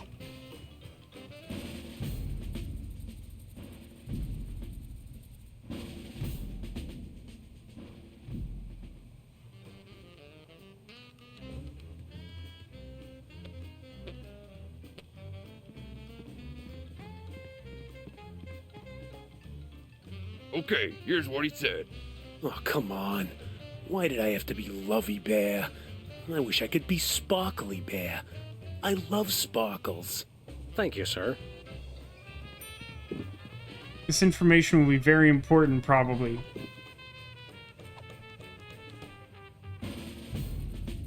Alright, now it's time to actually do a puzzle. Give me one of infinite single token. And... play a game. Play gamble. Play the unlosable, prizeless gamble. It's like putting $1 in the changemaker and Still winning no 4 prize. quarters. We're wasting our money, Sam. Hold it. What's the password?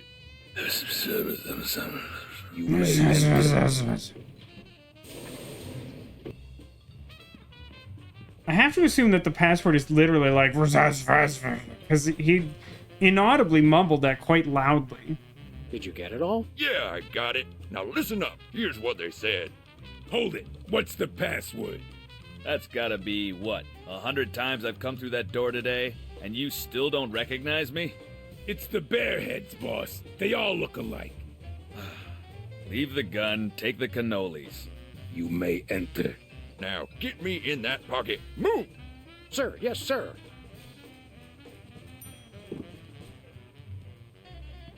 Give me the password. Give me a new environment. Leave the gun, take the cannolis. You may enter. It's a rocket ship. You think we'll blast off into space? This is it? Where's the food? Surely there's a buffet back here. Hey, look, that must No, be they're Teddy doing their Bear. once annual Where do food you rotation, wise remember? guys think you're going? Who, us? We were just browsing. We frown on that around here. I'm Chuckles, the casino pit boss. I've had my eye on you. Just 'cause of how cheating? long have you been watching us? Long enough. Do I look any taller than I did 10 minutes ago? Your win at poker was, shall we say, creative. Why, whatever are you insinuating? That was nice work. You also somehow got the password to let you into this room. Very clever. I'm impressed. The Toy Mafia can use guys who are long on brains and short on scruples. You interested? Despite us being freelance police, that does sound like it describes us.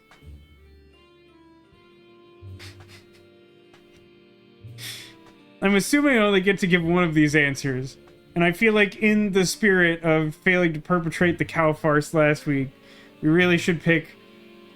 Once we're in, we can find the mole for sure. Joining the toy mob dovetails nicely with our personal goals. We Darn. accept. I've always wanted to be a thug. Officially, I mean. The fact that you've already got your own animal costume shows great initiative. But before Yes. we can accept you into the family, there are 2 jobs I need you to do for us. Chuckles, Just 2? bad news. The original meatball sandwich has been stolen. There are 3 jobs I need you to do for us. What kind of job? That's so stupid. Oh, the usual. I want you to lean on somebody, I want you to whack somebody, and I want you to recover a small item that belongs to us. It's just... I mean, like... These games have not been shy so far about giving quests in groups of 3. Which is like... It's like adventure games do that a lot. It's, you know, like... It's a pretty standard thing to do. But, like, it's funny that it, like, really immediately struck me like... Really? You're only gonna give me 2 quests? And then a guy just comes in and is like, nah, there's a 3rd one. He's just like, there are 3 things I need you to do. Who do you want us to lean on? A local shopkeeper who's been refusing to stock our products. Take these special teddy bears and make sure he displays them on the sale table in the front of his store. No problem. The store is called Bosco's Inconvenience. That's inconvenient. No problem. Who do you want us to whack? We're having trouble with a witness who refuses to see things our way. I want you to silence a certain Sybil Pandemic. Silence as in gag her? Gag her with a pistol. You want us to kill Sybil? Make it messy, as a message to other potential witnesses. We have her under surveillance, so we'll be watching. Yikes. Thanks forever. What is it that you want us to recover? It's that rotting old sandwich, right? The original meatball sandwich has great sentimental value to our organization. I want you to track it down before the disrespectful slime bag who stole it manages to fence it to some other lowlife. Sounds detective-y. Deal with the thief as you see fit. We'd like to preserve plausible deniability on this one. The fact that their oversized animatronic head eyes just like drift lifelessly around is very unsettling. I think we've got it. Do these 3 things, Sam and Max, and you shall be as we are. Verbally overwrought? Members of the Toy Mafia. Oh, right. Sam and Max. Freelance mafiosos. Does the carpet match the drapes? The drapes? Well, I'll That's tell you about forever. the drapes, my friend. No, that's okay. I don't Maybe his do it. hobby is interior decorating, Sam. Let's not chance it. We want to talk to your boss. Nobody talks to Don Teddy Bear, the head of the Toy Mafia. Seems Doesn't to be he get right there. lonely? Except other members of the Toy Mafia. Doesn't he get lonely? Oh, that'd explain it. That's We'll such be a back. stupid, this is Word of an advice, absurdly 'cause I stupid like you joke. to. When you walk away from the Toy Mafia, watch your back. Okay. Check Looks these like you monitors. can monitor the whole casino floor from there. And a few Also other Sybil's places office. besides. Or you could watch Mary Tyler Moore. Who told you about that? Just a hunch. Okay. So there was that, like... I didn't call it out, but there's like a conspicuous camera on the left, and I sort of became desensitized to all the cameras in Bosco's, that I wasn't thinking about the fact that someone was legitimately spying on Sybil. It's like on top of a cactus to the left of the doorway or something like that. So we'll have to stage a murder or something over there. Ooh, a sinister door, you say? What's behind that door? None of your business. Ooh, can I get something from the minibar? Where do you think you're going? Back there? No one may approach Don Teddy Bear except for other members of the Toy Mafia. It's amazing how menacing these guys can look in spite of the teddy bear heads.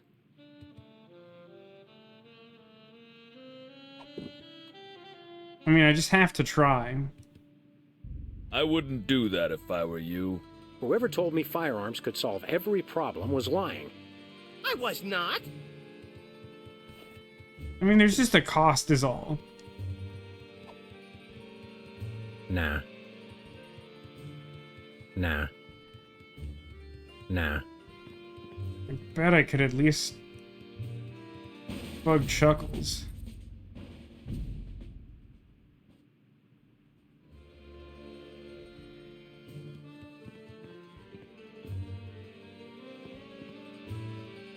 Okay, here's what he said. Everything is going according to plan. Thank you, sir. Let's leave this terrible place and solve 3 puzzles.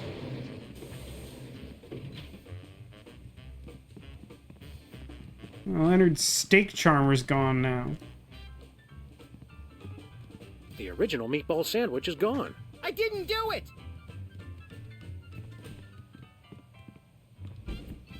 I like that card is just stuck on that clown's nose for an indeterminate period of time now. That's just its fate. Oh, I see. Now there's it's just a toy mafia guy hanging out outside Bosco's. Oh, it's the dealer. Want to play cards? Hello there. What brings you to this neighborhood, Cuddly Bear? Oh, man. It's a good reference on that magazine or whatever he's reading. I was pretty sure that the poster over here, the Museum of Mostly Natural History, Treasures of the Forgotten Pharaoh, was a reference to the later Sam & Max games, which clearly wouldn't have been in this game originally, seeing as they couldn't have referenced something that wasn't created until the 3rd game.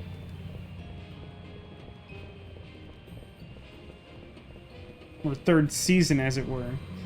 But that and this together make me think that we have some updates as part of the remasters.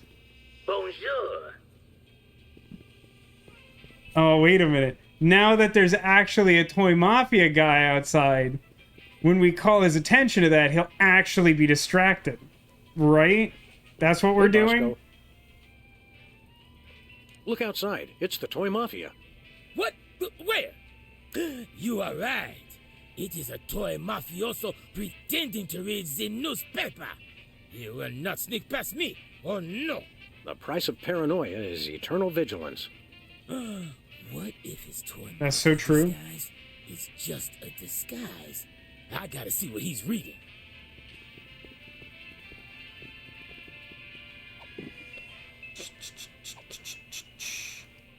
No attention to me searching for a hitbox in a needle stack. If he's pretending to do the word jumble, he's with the Knights of Malta. Special delivery.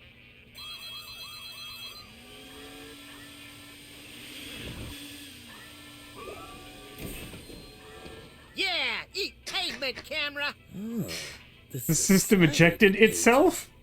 Must be Skull and Bones.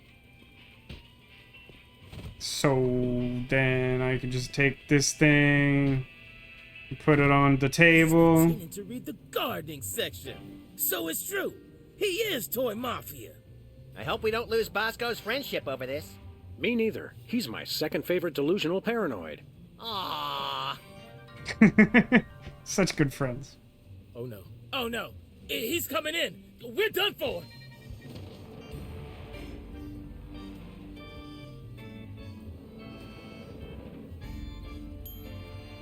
I surrender. Thumbs up. I surrender. I told you this would happen. I told you he would deliver, and he delivered. I can't believe that guy. Don't worry, Bosco. We'll help you purge this place of mafia contraband just as soon as we solve this case we're so incredibly busy with. Oh yeah, you're real busy. You've just been loitering around my store all day. What Hey, can we don't- say? We love to loiter. So now we get to be toy mobsters, right? Not yet. Our journey to the dark side has just begun. It's very rude of the game to call attention to the fact that I've visited the store too many times because I couldn't find that one playing card. Which is particularly embarrassing for me considering my collection of playing cards. Hey, wait a second. Why didn't B-Tad's part do work? My camera! Oh, no, no, no! Will we be able to see where it went? Or is it just gone? Appears to be gone. Alright, let's go back to the office next. Because I don't know that I necessarily have what I need for Sybil, necessarily.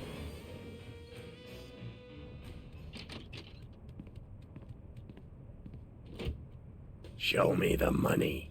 Show me the sandwich. Show me the money. You show me the sandwich, I'll show you the money. I will, I tell you. Just show me the money.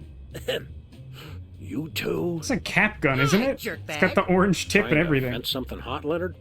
Like a meatball sandwich, Leonard? A meatball sandwich you stole, Leonard? You two stay back, or I swear by my mother's bedspread I'll shoot you both. And we get to switch. Excuse me, are you by any chance holding us at gunpoint with a harmless cap gun? Once a cheat, always a cheat, eh, Leonard? What? No. Sickin' little buddy. I thought you'd never sick. Ugh. Oh. Ow. Mama. Okay, Leonard, are you gonna tell us where the sandwich is? Or are we gonna have to get rough, her? Say rough, say rough. I'll never talk. There ain't nothing you can do to break me. Nothing. Does your mother know what you've become? Don't you talk about my mama. My mama's a saint. Is she the saint of sterno-heated fried food? Because if so, she may have another follower. Hold on, Max. I think we've just found our captive's weak spot. Which? His uninspired diction or his laughably bad grammar? Neither. I say we hit this cheatin' slime receptacle where it hurts the most. Right in the mother. You mean... That's right, Max. It's time to pull out the Yo Mama jokes. Yay! No, not that. Anything but that. Leonard, Yo Mama's so fat. She's so fat. Oh, curdled goat's milk on a warm summer day. I can never remember the punchlines. That's funny. I remember all the punchlines, but I can never remember the setups. Well then, Max, I think we'll have to break this two-bit varmint as a team. Follow my lead. Time to do some insult sword fighting or whatever they call it in Monkey Island. I probably should have done some more of Sam's dialogue there. I was just so excited to have just like noticed the cap gun thing and saw that the game would let me call it out. Yo Mama's so radiant.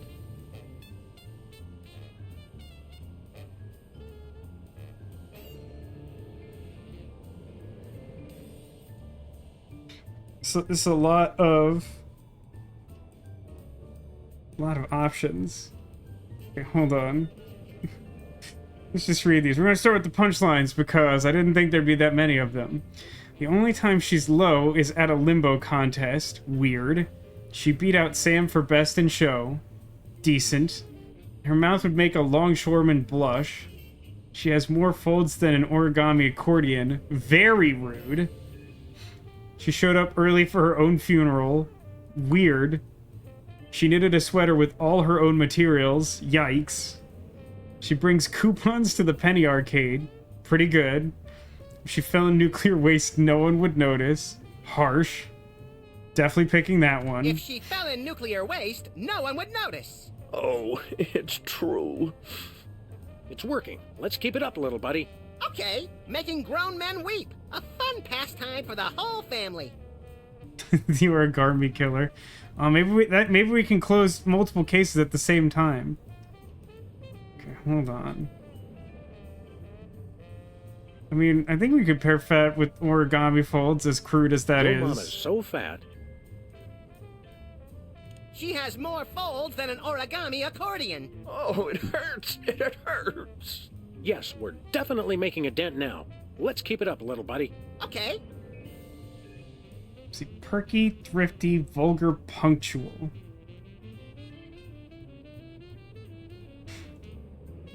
I mean, your mom is so punctual she showed up early to her own funeral. Corresponds, but doesn't it seem like an insult?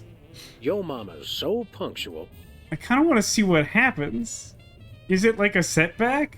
She showed up early for her own funeral. Oh, Mama, make it stop. He's Hey, getting Angel, closer welcome to the breaking. stream. Let's keep it up, little buddy. Yeah. We've come just in time for the insult sword fighting portion of this game. You like thrifting? Yo mama's so thrifty. Penny She Arcade. brings coupons to the Penny Arcade. Stop, please, stop. This can all be over if you'll just tell us where the sandwich is. No. Let's hit him one more time, Sam. Where's Hugh Bliss? He could help this guy change color. I'm not sure why that's happening.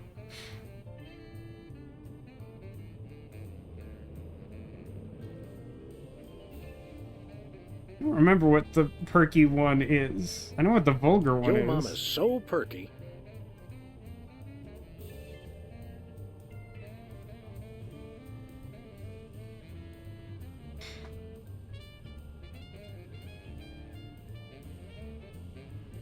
I mean, vulgar would be her mouth makes a longshoreman blush. I guess the only time she's low is a limbo contest? It's kind of oblique, but that makes some amount of sense. The only time she's low is at a limbo contest. Okay.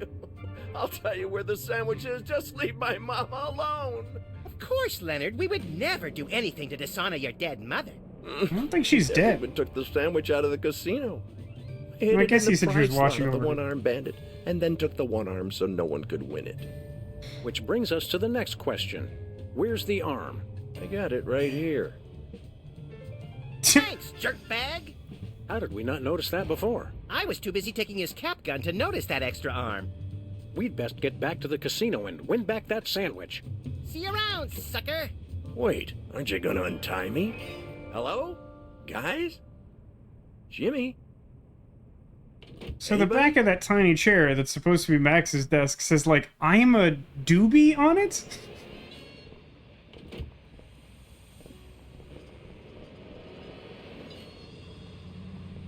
Where are we Let's going, get the Sam? sandwich next.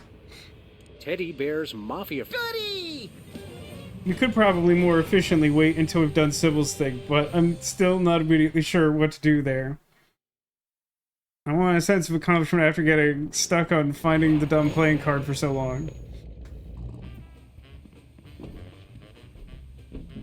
Welcome to Teddy Bear's Mafia-Free Playland and Casino. There's no mafia here, What are you Angel, just gonna in case do you were about it, worried. huh? They've been very clear about that. Oh, and I have the cap gun now. That's interesting. That probably has something to do with Presto, Sybil. an unarmed bandit no longer.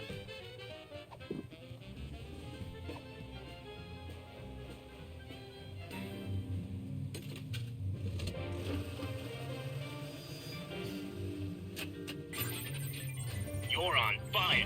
Success! Here's the meatball sandwich. Should we taste it to make sure? Sweet ptomaine, no. It's from 1957. That thing I'd just not give recommend you a it. prize? Must be out of adjustment. I'll have it serviced. On the plus side, we've recovered the original meatball sandwich. And what a pungent piece of sculpture it is. I'm surprised we couldn't smell it from downtown.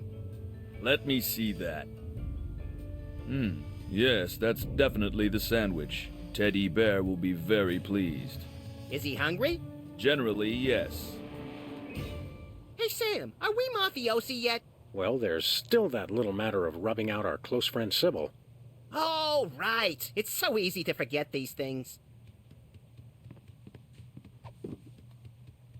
All of that was clearly put in there for the benefit of people who need to revisit this game after a break or something along those lines.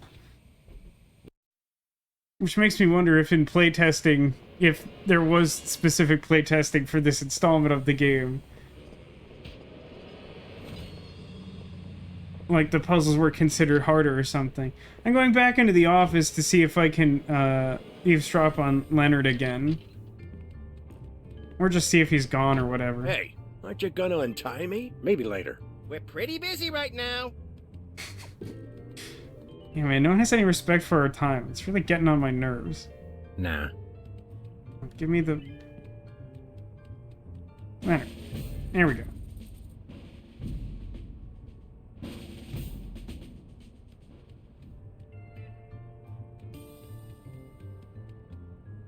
Wait, can we eavesdrop on Mr. Spatula, do you think?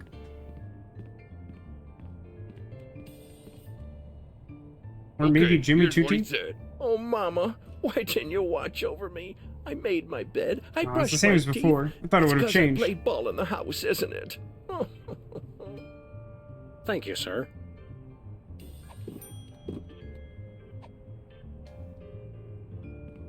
Hey, Jimmy, we're looking to sell. Oh no, I don't want nothing that belongs to you. You'll decide you want it back and then you'll throw me off a bridge or something. He's got a point. Yeah, it does sound like us.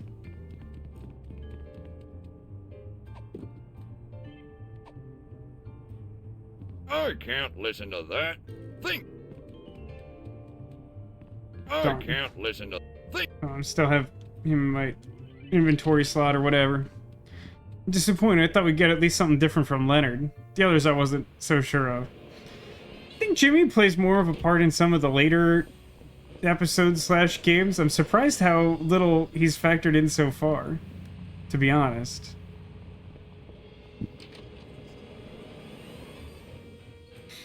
I maintain that the console controls are pretty good, shooting minigame notwithstanding, but playing this off the PS5 does still leave something to be desired about general navigation.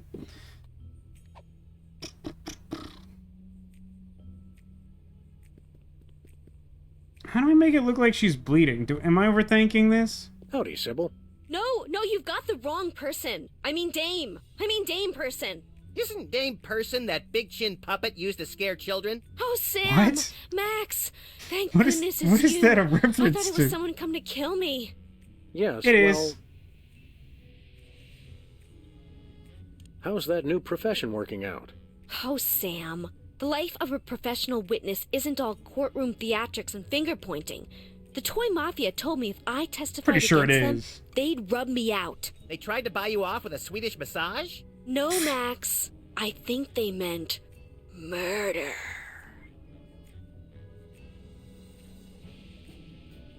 Have you considered the possibility of staging your own deaths to throw the Toy Mafia off the scent?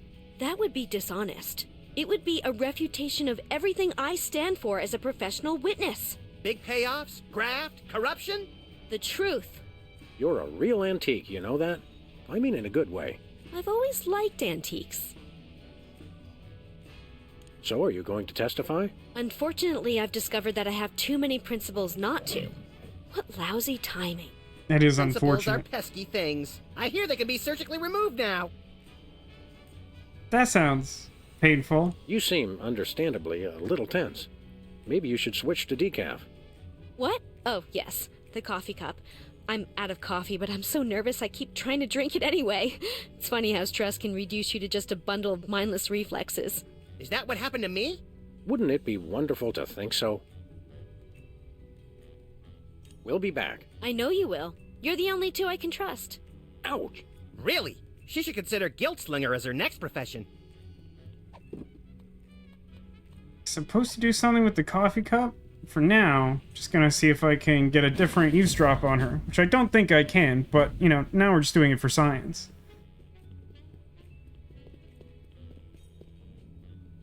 Okay, here's what she said.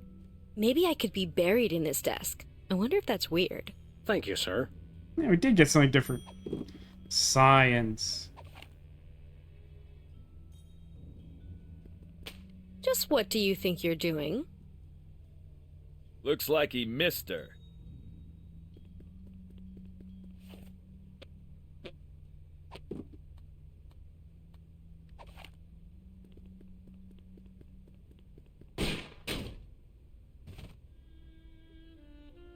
Is that it? Did he get her? I don't see any blood. Nope.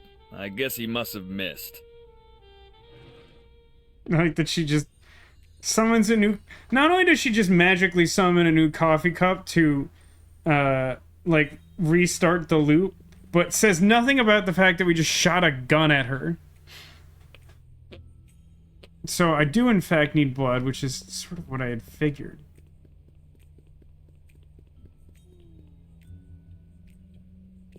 Been up any titillating scandal mags lately? No.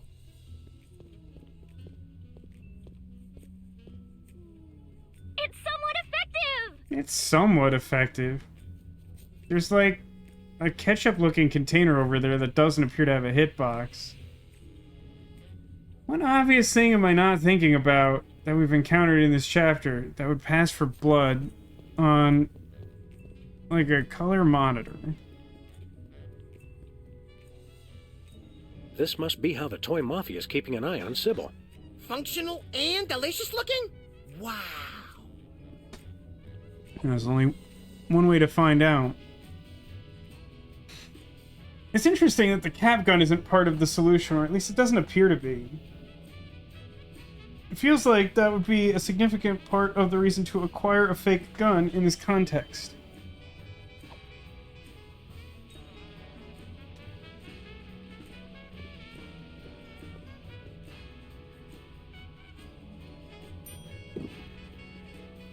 It's extremely weird that I can just pick that up without her noticing or responding or saying anything about it. That's super duper weird. Okay, let's go find something to dip this cup in. Coffee cup must be made out of lead. It stopped the bullet cold. I think the implication is that, like, we weren't shooting directly at her. We shot the coffee cup while it was on the table, and it totally shattered, and she just, like, had a panic reaction and passed out. Maybe I failed my perception check, but I think that's the idea.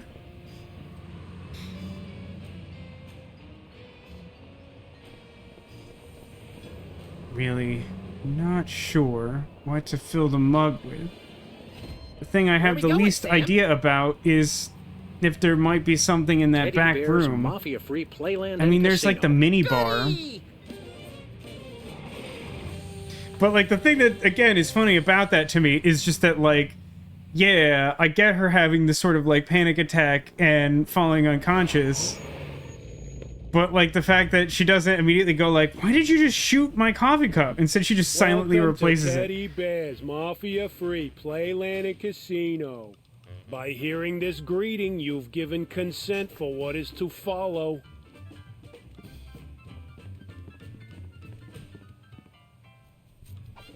I know. I'll fill the coffee cup. Nope. Nope. I'll fill the coffee cup with the ashes from these rubber ducks that they insist must be a hitbox for some Sybil reason. wouldn't want us leaving her cup there.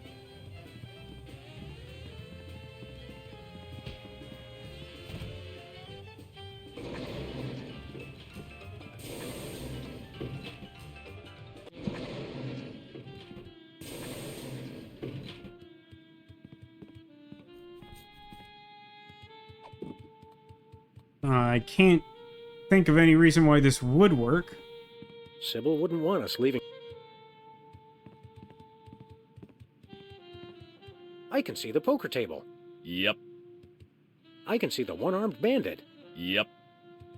Is that Sybil's office? Yep. What's that office with the fancy carpet? None of your business. Looks like you can monitor the whole casino floor from there. And a few other places besides. Or you could watch Mary Tyler Moore. Who told you about that? I like the voice cast for the Mafia. They do a good job of running a range on, like, kind of Mafia personality stereotypes. What is this thing? Mine. Stay away from it. Sybil wouldn't want us leaving her cup there.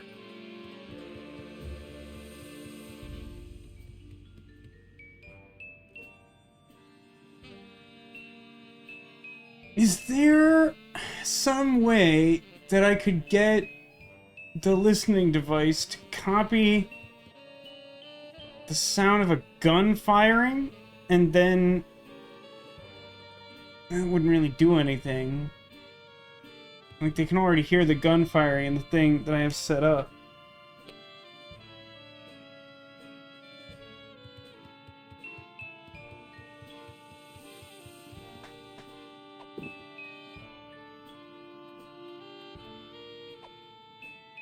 Alright, you can combine anything in inventory.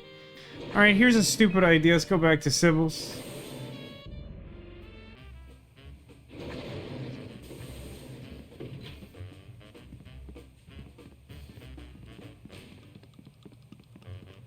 I don't know if I'm forgetting, like, a useful noise for him to replicate. I'm wondering if we just get him to copy her weird quote about being buried in the desk. And then, like, put him in the coffee cup. Somehow that does something. It sounds like, at best, a real stretch to me, but it's... I don't know, the game was pretty clear that it wanted something to replicate blood, though, right?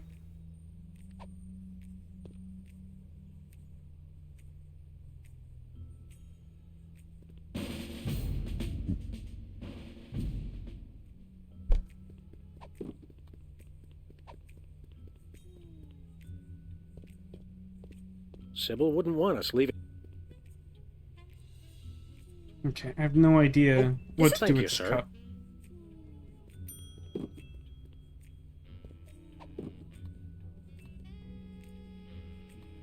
She should have paid more attention to that. I think that might have been different than what she said before.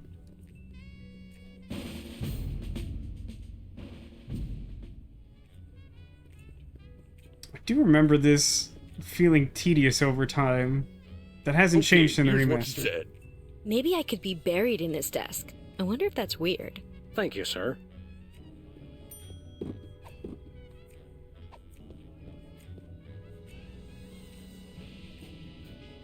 Ah, taxidermy. The dead are truly the kitsch of the living. And vice versa. You're an unfathomable well of something, Max.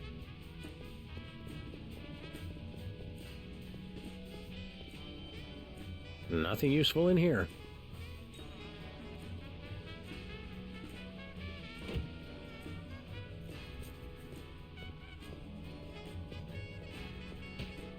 Very convenient if you haven't got a bulletin board.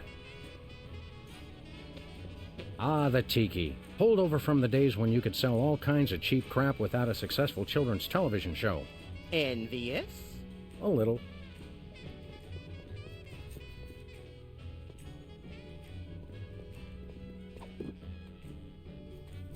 How do I fill this cup with blood? Can I give her a fake gun? Just what do you... Looks like he missed her.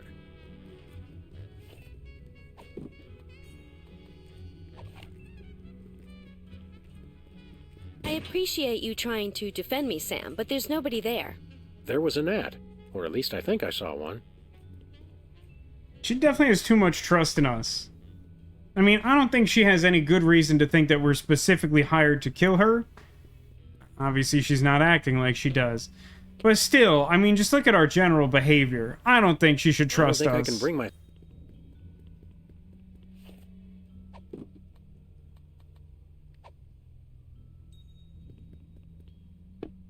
Oh my goodness, thank you! I'd lose my head if it wasn't attached. That's never stopped me! Weirdly, it hasn't. I'm wondering if by trying to do this again, I'll get better sense of... Yeah, he waits for her to put it down before he shoots it. Is that it? Did he get her? I don't see any blood. Nope. I guess he must have missed. The best part of this, the weird adventure game logic of it all, is that this mafia guy seems to have no issue with the... Seems to have no issue with the idea that we could keep coming back in here and, like, she wouldn't...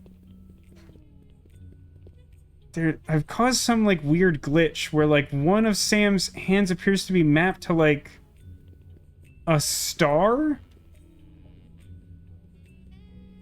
I don't know what that is. That was very distracting. It seemed to trigger when I picked up the coffee cup again.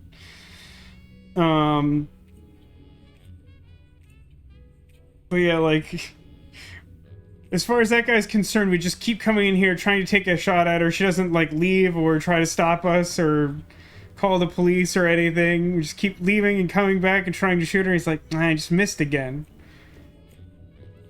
It's like that stupid Game Grumps bit from the, like, Nancy Drew game. Where, like, a guy is recounting some story where he, like, kept firing at, like, a ghost and missing or something. I think they made, like, a YouTube short out of it. It's a pretty good moment. What? Oh. Hey, everyone. How did we solve a problem the last time that we needed red goo? Hint, it was a perfect addition to any cake.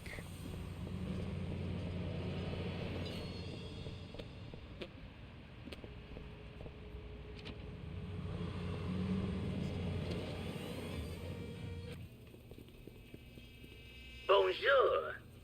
Not sure if this will work, but my lived experience tells me there are a few problems that ketchup can't solve.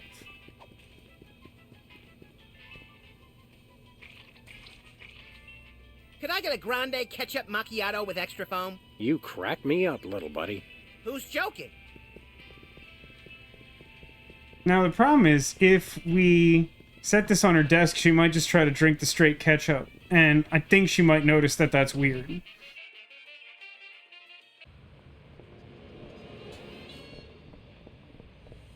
Then again, she also has demonstrated virtually no reaction to us attempting to shoot her several times. So she might not notice anything.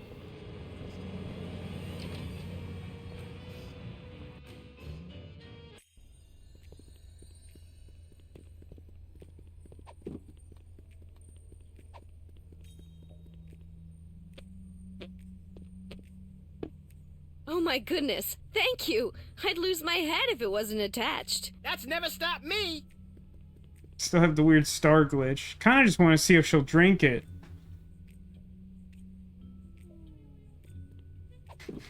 Roughly the same reaction as before, weirdly.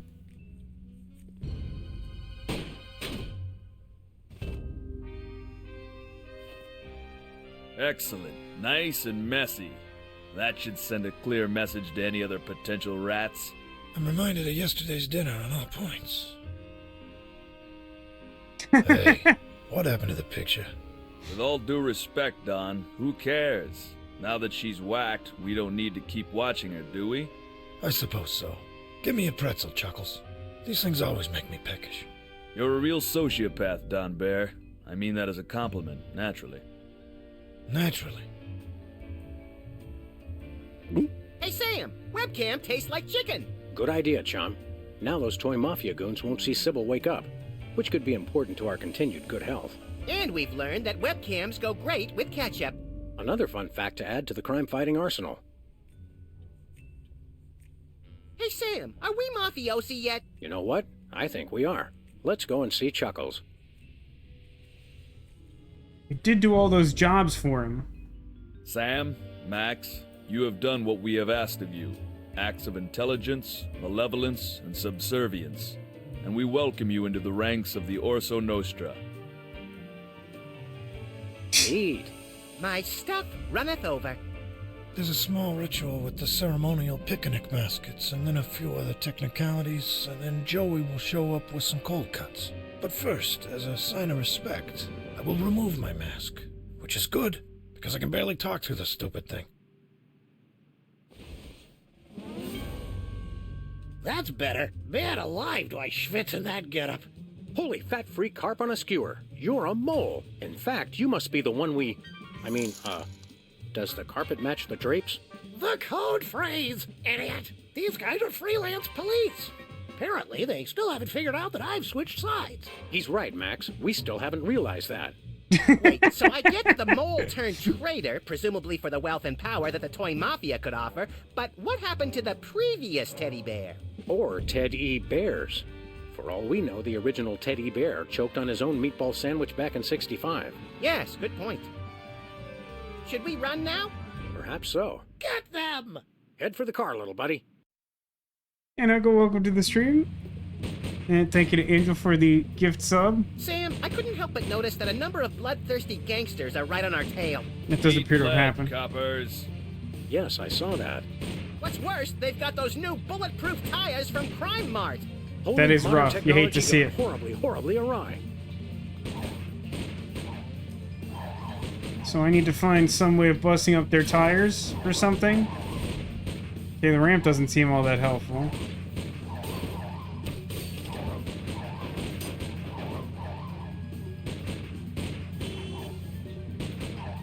It's gotta have something to do with that sign, right?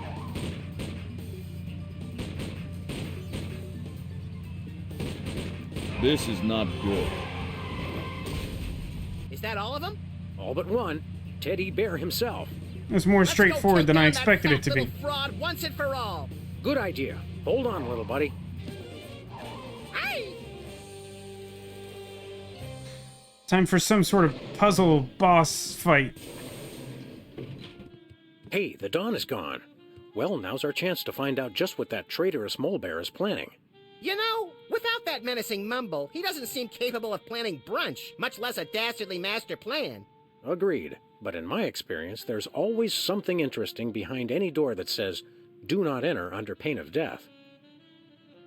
Did our bear heads previously have the tiny fedoras on them, or did we steal them from the mafiosi that we derailed? Like it says, it's L.A. Noire again. Detectives are being destructive in a car. I mean, we've done it before in this series. But you also missed the previous, that someone was like basically having like an L.A. Noire motion capture like reaction to doubt earlier. It's pretty special. How's it going, Neko? Are you two victim of this rough week that's caught everyone displeased? A gangster needs a little privacy when he changes bear heads. Was that tonight? Yeah, it was earlier tonight. Someone was trying to, like, squint at the edge of their peripheral vision to see if they could beat us at cards by cheating. We out-cheated them.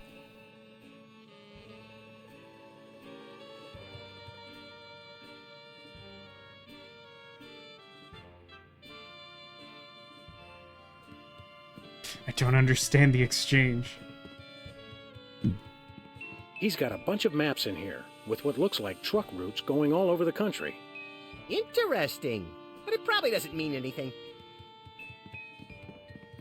Guess we'll just go into that door. Do not enter under pain of death. Not much keeping us from going back. Nope.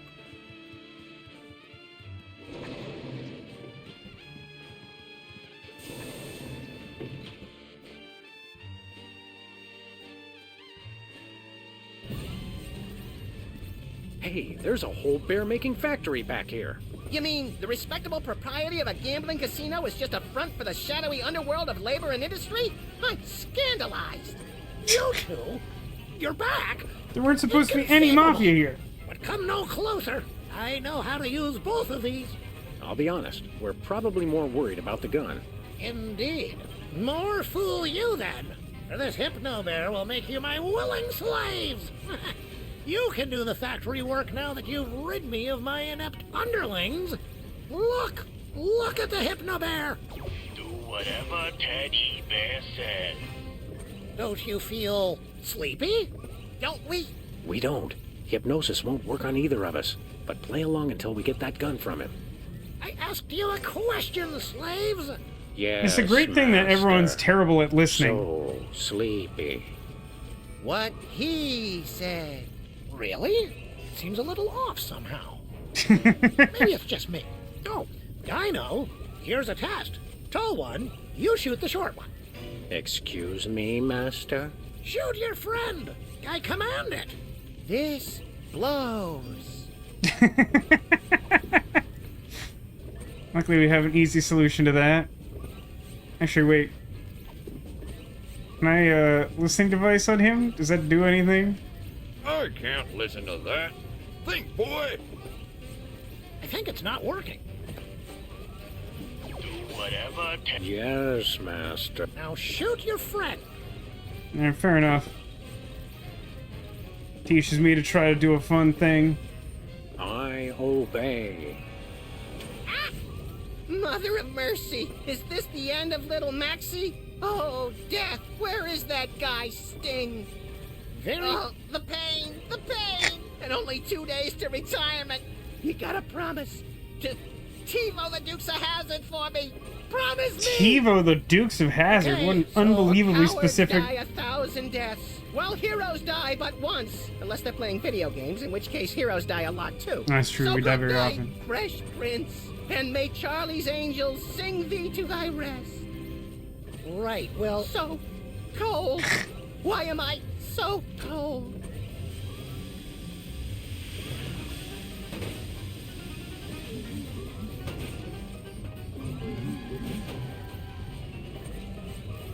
Not sure where we're going with this.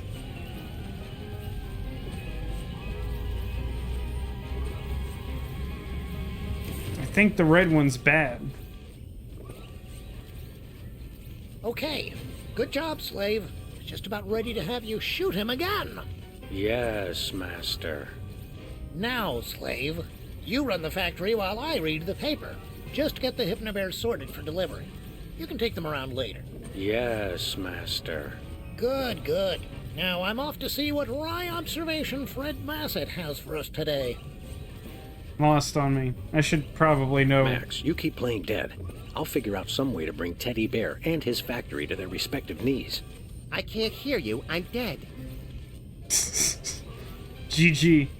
Why do you have a listening bug? Because, I mean, it's an adventure game. If you could have one, wouldn't you have one? Menacing computer, unintelligible console. This is quite a gizmo. Insidious. So hang on. I think these are the voice gizmos for the insidious hypnotic bears. Can I use the listening device to overwrite these somehow? Is that something? Ooh, a screwdriver. Those are always good in adventure Anybody games. got a screw loose? Like, he gives you the thumbs up for the bad joke while pretending to be dead. Case in point, as Neko says, Max is a great actor. He's clearly very dead. You're on fire. Hang on.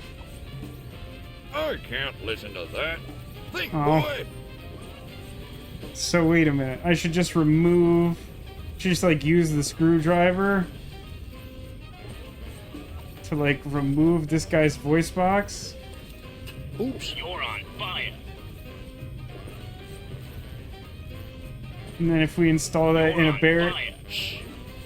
and we hypnotize the mole guy, then he'll think he's on fire. Nefarious. Can I shoot this with gun?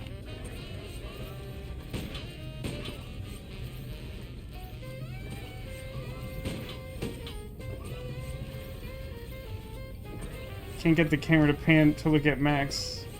I feel like there should be an interesting comment on trying to shoot Max after that exchange we had. Nah. Just kidding.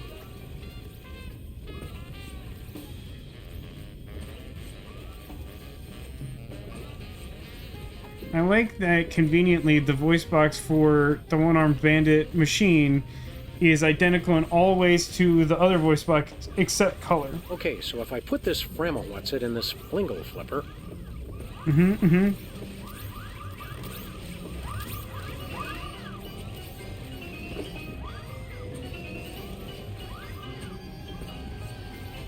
Oh good, it fell off the assembly line for convenience sake.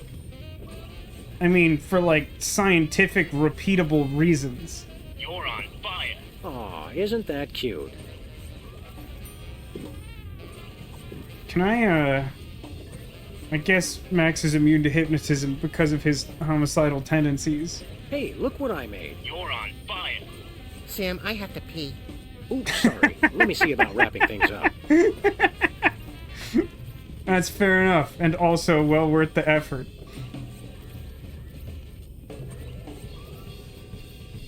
Hey, this isn't even a real fire extinguisher. That's against the law. Now we have reason to shut this place down. Well, that didn't do much.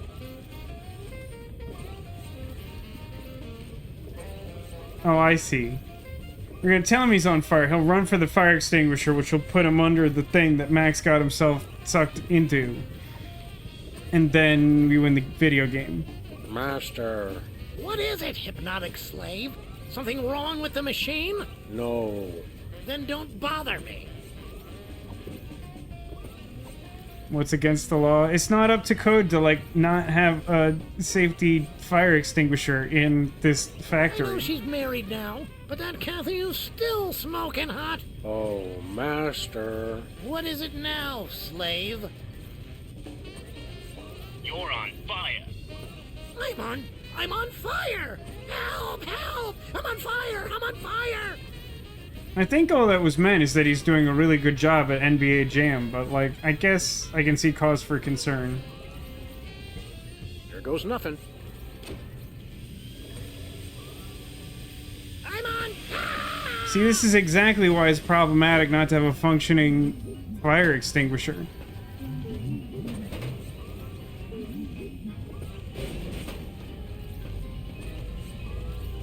Okay, no longer safe. It's proceed with caution. Nice work, Sam. Thanks, pal. I don't think that mole is as svelte as yours truly, though. In fact, look. Oh, proceed with danger. Little help? I can't tell if it's comical or life-threatening. Who says they have to be mutually exclusive? I don't think they're mutually exclusive.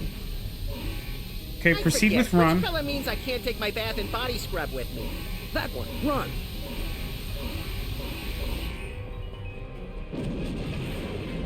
Very cartoon. Much wow.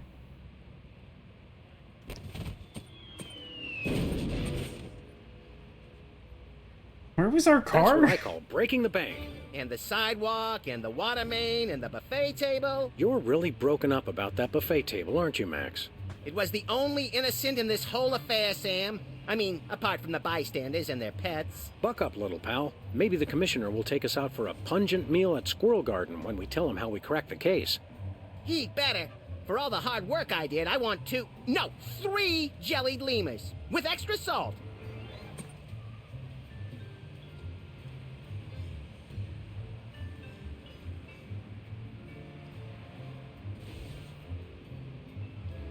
This is Secret Agent Chuckles. The factory's been destroyed. Repeat, the factory has been destroyed. Commence Plan B.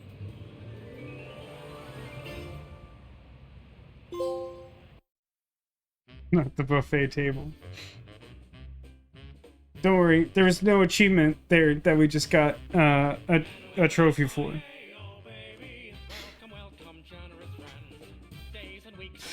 Well, that was an interesting chapter. I feel like the Mafia characters were fun, if perhaps a little underutilized. I think the puzzles were a little bit more obtuse here than maybe both of the previous installments. Like, honestly, I just, like... It's... The only thing I really have an issue with in this one, like, the poor controls on console for the shooting mini game aside, because that just is what that is. I don't blame anyone for that. The game wasn't really intended for console originally. It was just ported over, and it's just the sensitivity on the control stick will never match the ability you have with a mouse to aim effectively. But I mean, like, I still think there's something a little off about the signaling with the clown nose cheat at the poker game. Like, luckily I remembered that bit. That makes that whole section a little more palatable. But I do feel like that like a more rational introduction of that card as like an inventory item would go a long way. I mean, it is in the sort of like chapter intro cutscene, but like, I don't know. Just the fact that you don't need it right away, it doesn't obviously seem like a useful item. Like, for example, you know, like I joke when we see a screwdriver at the end that like a screwdriver is like always useful in an adventure game. So like, if the opening cutscene is like them messing around with a screwdriver to like get something out of their toaster, you know, like some other cartoonish visual gag, and then like the screwdriver gets dropped on the ground, I'm like, I'm gonna pick that up. I'm gonna need that screwdriver later for sure. But like the playing card just like doesn't register the same way. It's like not immediately important, and it's like positioned at like the far side of the office in such a spot that like it's still kind of easy to miss it. Like I literally tried like talking to Jimmy Two Teeth like a couple of times, I think, just like in the effort to find the thing I was missing to advance, and like I still wasn't conscious of the fact that the card is like right there next to his doorway. Like, some amount of that's on me, because I'm definitely a little fried today. Like, yeah, I definitely don't think I was at my... It wasn't Rafiq's finest hour in terms of energy or engagement. I know some of you are feeling it too, but I apologize for not being able to bring more there. I do enjoy this chapter. I genuinely forgot that Don Teddy Bear was the mole man. I really appreciated the running joke of the secret phrase, and I do appreciate the payoff for that joke of like, they haven't realized I've changed sides. He's right. I haven't realized that, or whatever. There's a few good like subversive Sam and Max lines of dialogue here. Also enjoyed Max declaring that this blows when he was ordered to be shot to death. Even though I got hung up on the ketchup coffee cup thing for a minute, like I think that's pretty reasonable. I think it's... I think I probably got held up on that longer the last time. It's kind of funny, right? Because like in the previous chapter, it seemed super obvious when we like needed to find a tomato thing to like pour ketchup on that cake, which is insane. But in this one, when we just like needed fake blood, I'm like, there's no resource of red liquid I could dip this cup into. It's impossible. And I think, I don't know, there's just like something about the way that puzzle is framed that makes it seem obvious one time and like borderline nonsensical the next, and they're like back-to-back chapters. And I think on some level it says something about like the way things are signaled to the player. But I mean, I think originally at least it probably didn't help that those were at least a month apart in release. I think the episodic release dates for Sam and Max from Telltale were originally like intended to be roughly once a month, but like would sometimes be off by a week or two because of like the nature of their business model. Ketchup coffee. It was just ketchup in a coffee cup. We had to stage a death. It's just classic hijinks. Just adventure game hijinks. Yeah, I mean, like, all that to say, like, I mean, I definitely enjoy it. I got stuck a little more, and like that was a little frustrating just in and of itself. I still like this quite a lot. I do generally sort of remember this being one of my less favorite installments, at least from season 1. But like, there's still good stuff in here. Like, I don't know. I feel like, broadly speaking, I've touched on a lot of it. Just some good dialogue. I mean, I enjoy... There's like a lot of good, like, poking fun at, like, dialogue loops from adventure games with, like, Bosco just, like, cutting you off if you keep asking him for stuff. And then can keep asking fake passwords, and then, like, Sam will call out the comparison there. And then, of course, just, like, wanna play cards? That said, another one in the books. Next time we're gonna learn a little bit more about what that Plan B was.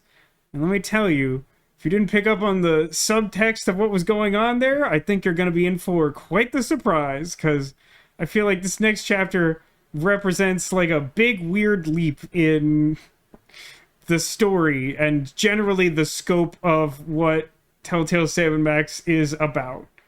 It's not like it's necessarily out of character for Sam Max, but it's just like, if you feel like you have a handle on how this game is progressing, you may be in for a mild surprise next week.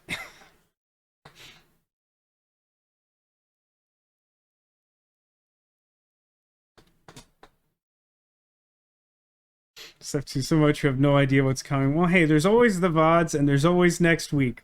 We got plenty more Sam Max to come, and I'm excited for it, despite the fact that my brain is barely functioning. Oh, God. It's been a rough week.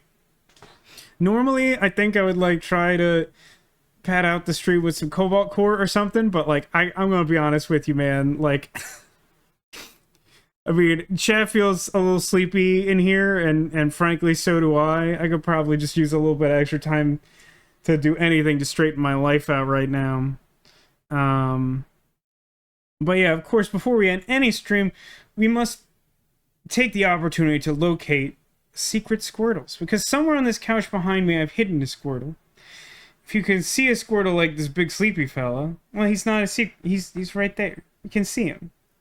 Yeah, somewhere a Squirtle, or perhaps even multiple, may be hidden. And I encourage you to take a moment and see if you can find where they are, because of course to locate a secret Squirtle will be an omen of good luck for you in the coming days. Take another pass at this 100% juice apple while you take a moment to think about it. Because you slept through the stream, you're wired, Neko. I'm sorry for the inconvenience. The opposite of sleepy. Sometimes the all caps comment. Well, hey, that just gives you time to mentally prepare yourself for tomorrow's stream, because of course, recently on Saturdays, we've been streaming the remaster of Super Mario RPG, which includes, among other things, our quest to turn every living creature in the world into sheep. I think it's going pretty well. I still don't really know what the next stage of that plan is, what the plan B there is. But I think we stand a decent shot of learning that tomorrow night on stream. And then, of course, as I said, we'll be back with more Sam & Max next Friday, assuming I don't die from overexposure to, like, trying to do stuff. I'm so tired of stuff. And also work. And don't get me started on work stuff. Alright, let me gather these guesses. I see a prediction that Squirtle might be under the Octo hat. Donut Dragon. Under our Regal Crab friend, our King Crab. And under Bunny Squirrel in Dino Basket. These are good guesses. You slept through the entirety of Friday. Yeah, I can see how that would get you wired, Neko. I hope that means good things for your Saturday, which it is now. Right? Those like those, right? Alright, let's start. Sure. We're over here. Here's our little sugar glider friend. Now that it's like Lent time, we have Easter approaching, so it's time to start getting out the Easter friends. We also should be coming up on the reveal for our final holiday emote, so get excited for that. Hiding underneath that friend, though, is our How to Train a Dragon Toothless. I managed to figure out a way to sort of conceal him inside the basket and was pretty proud of that, so went for that. Let's see. Had, I guess, for the Octo Hat, which is the community name for this fellow, who can also be a hat. He does contain something, but it is our tiny Lorenzo Lobster friend, rather than a secret Squirtle.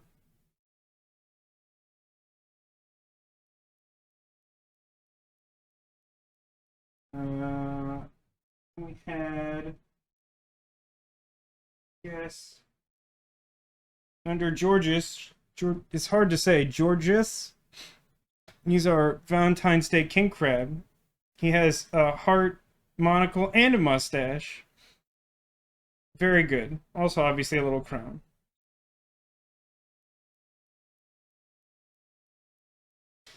Hiding back there is Greggysaurus the Stegosaurus. I love this friendly little fellow. But alas, not a Squirtle.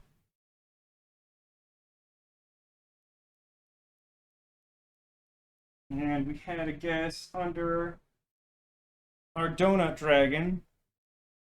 This is a tiny Valentine's Day dragon holding a donut covered in heart-shaped sprinkles. Very good and important.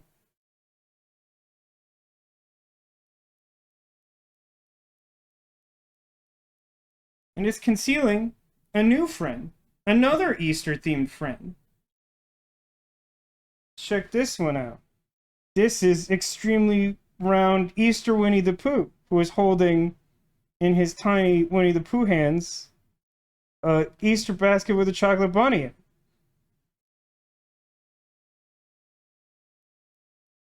King Crab is so regal, so British. He's pretty British, that's true. That's fair.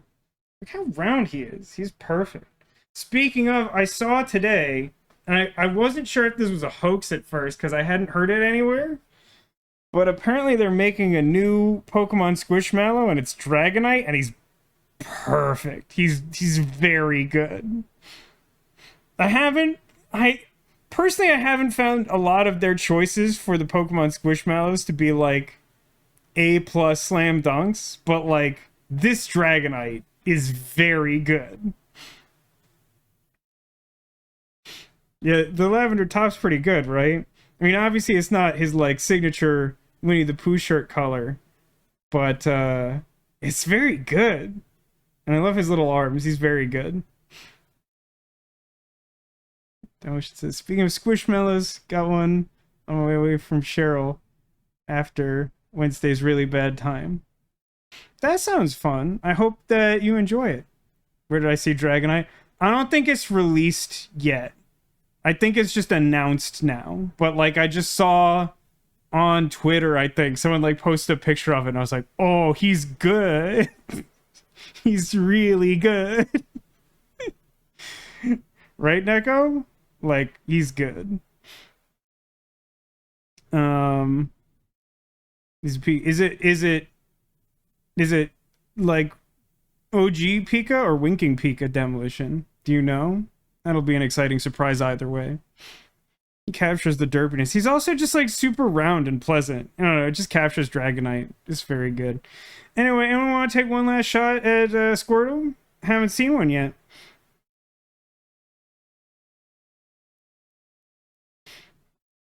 Just going on about Squishmallows. Man, the none percent of people who watch these on YouTube must really appreciate the fact that I put timestamp so that they know the rest of the stream is just talking about stuffed animals, so that they don't probably ever watch it. Carlos, Togepi, good guesses. Let's take a look.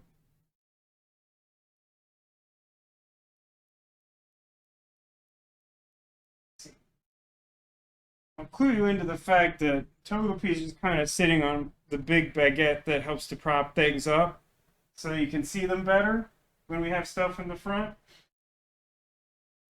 But he is also concealing Ceratops the Triceratops, Greggysaurus' good friend.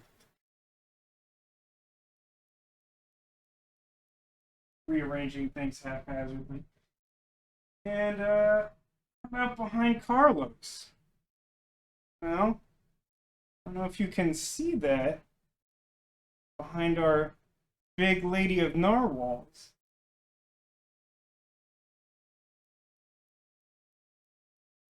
But it is, in fact, a secret Squirtle. Because as the timestamps just so they could skip ahead for the extra close look at plushies. I mean, it's not really the intention, but you could definitely use it for that.